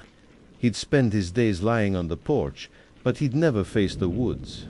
If a squirrel chattered too loudly from the tree line, he'd whimper and retreat into the house.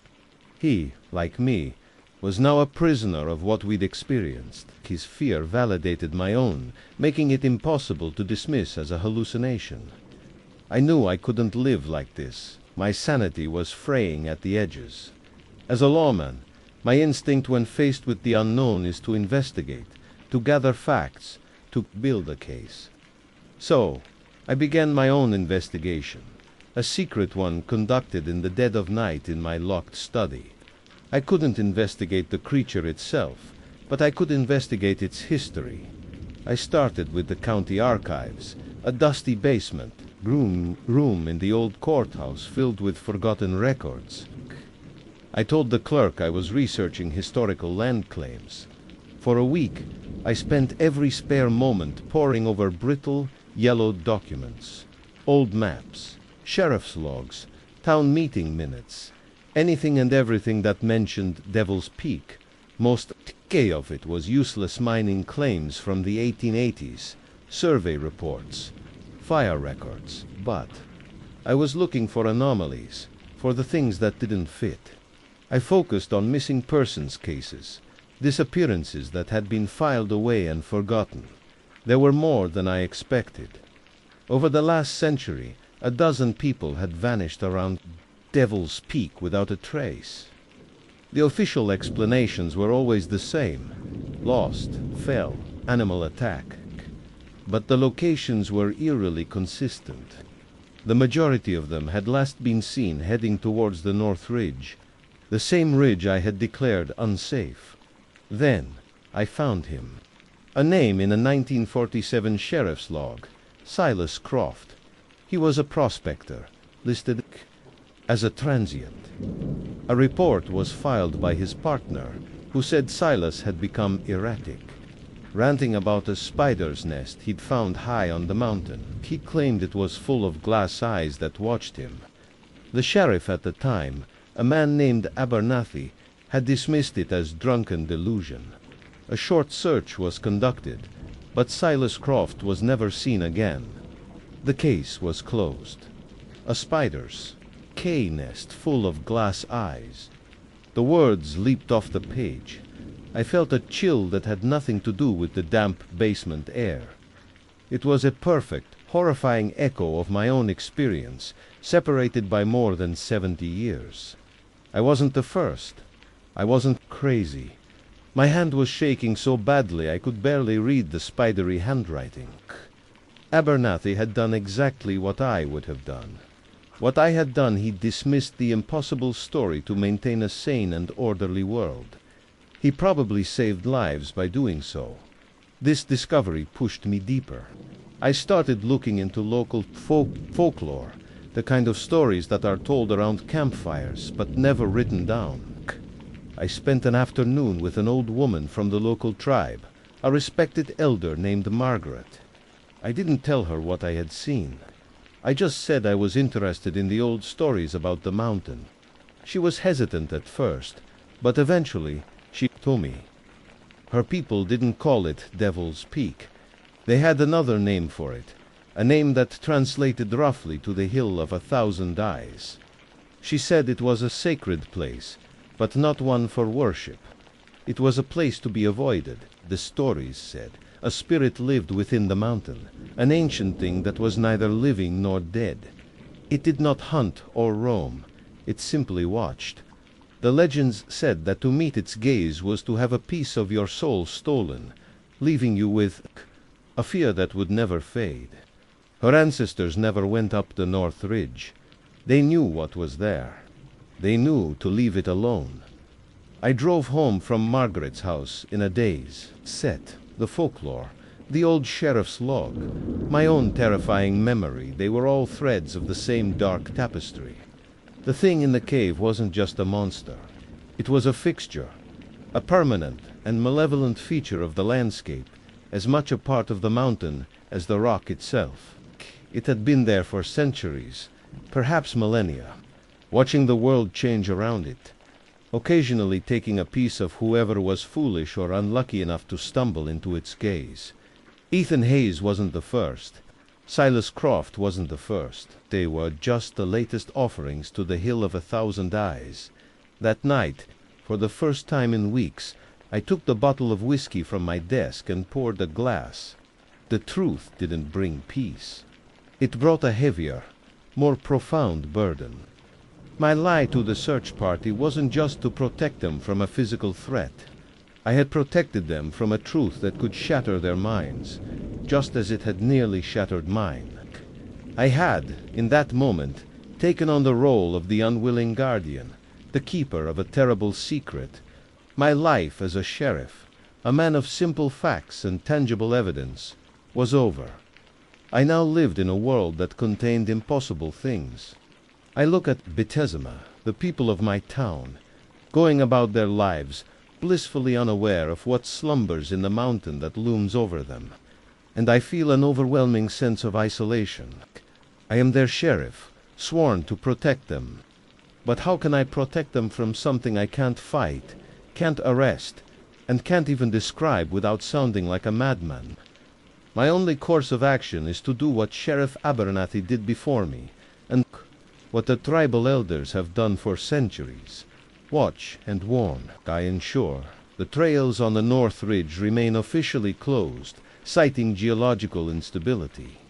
I personally patrol the access roads, turning away curious hikers with stern warnings. I have become a silent sentinel, standing between my town and a horror they will never know. The cave is still there. I know it is. And the thing inside is still there, watching, waiting. I don't know what it is, or what it wants, but I know this. My name is Garrett Cole, and I am the man who has looked, key into its eyes. And I will carry that cold, unblinking gaze with me for the rest of my days.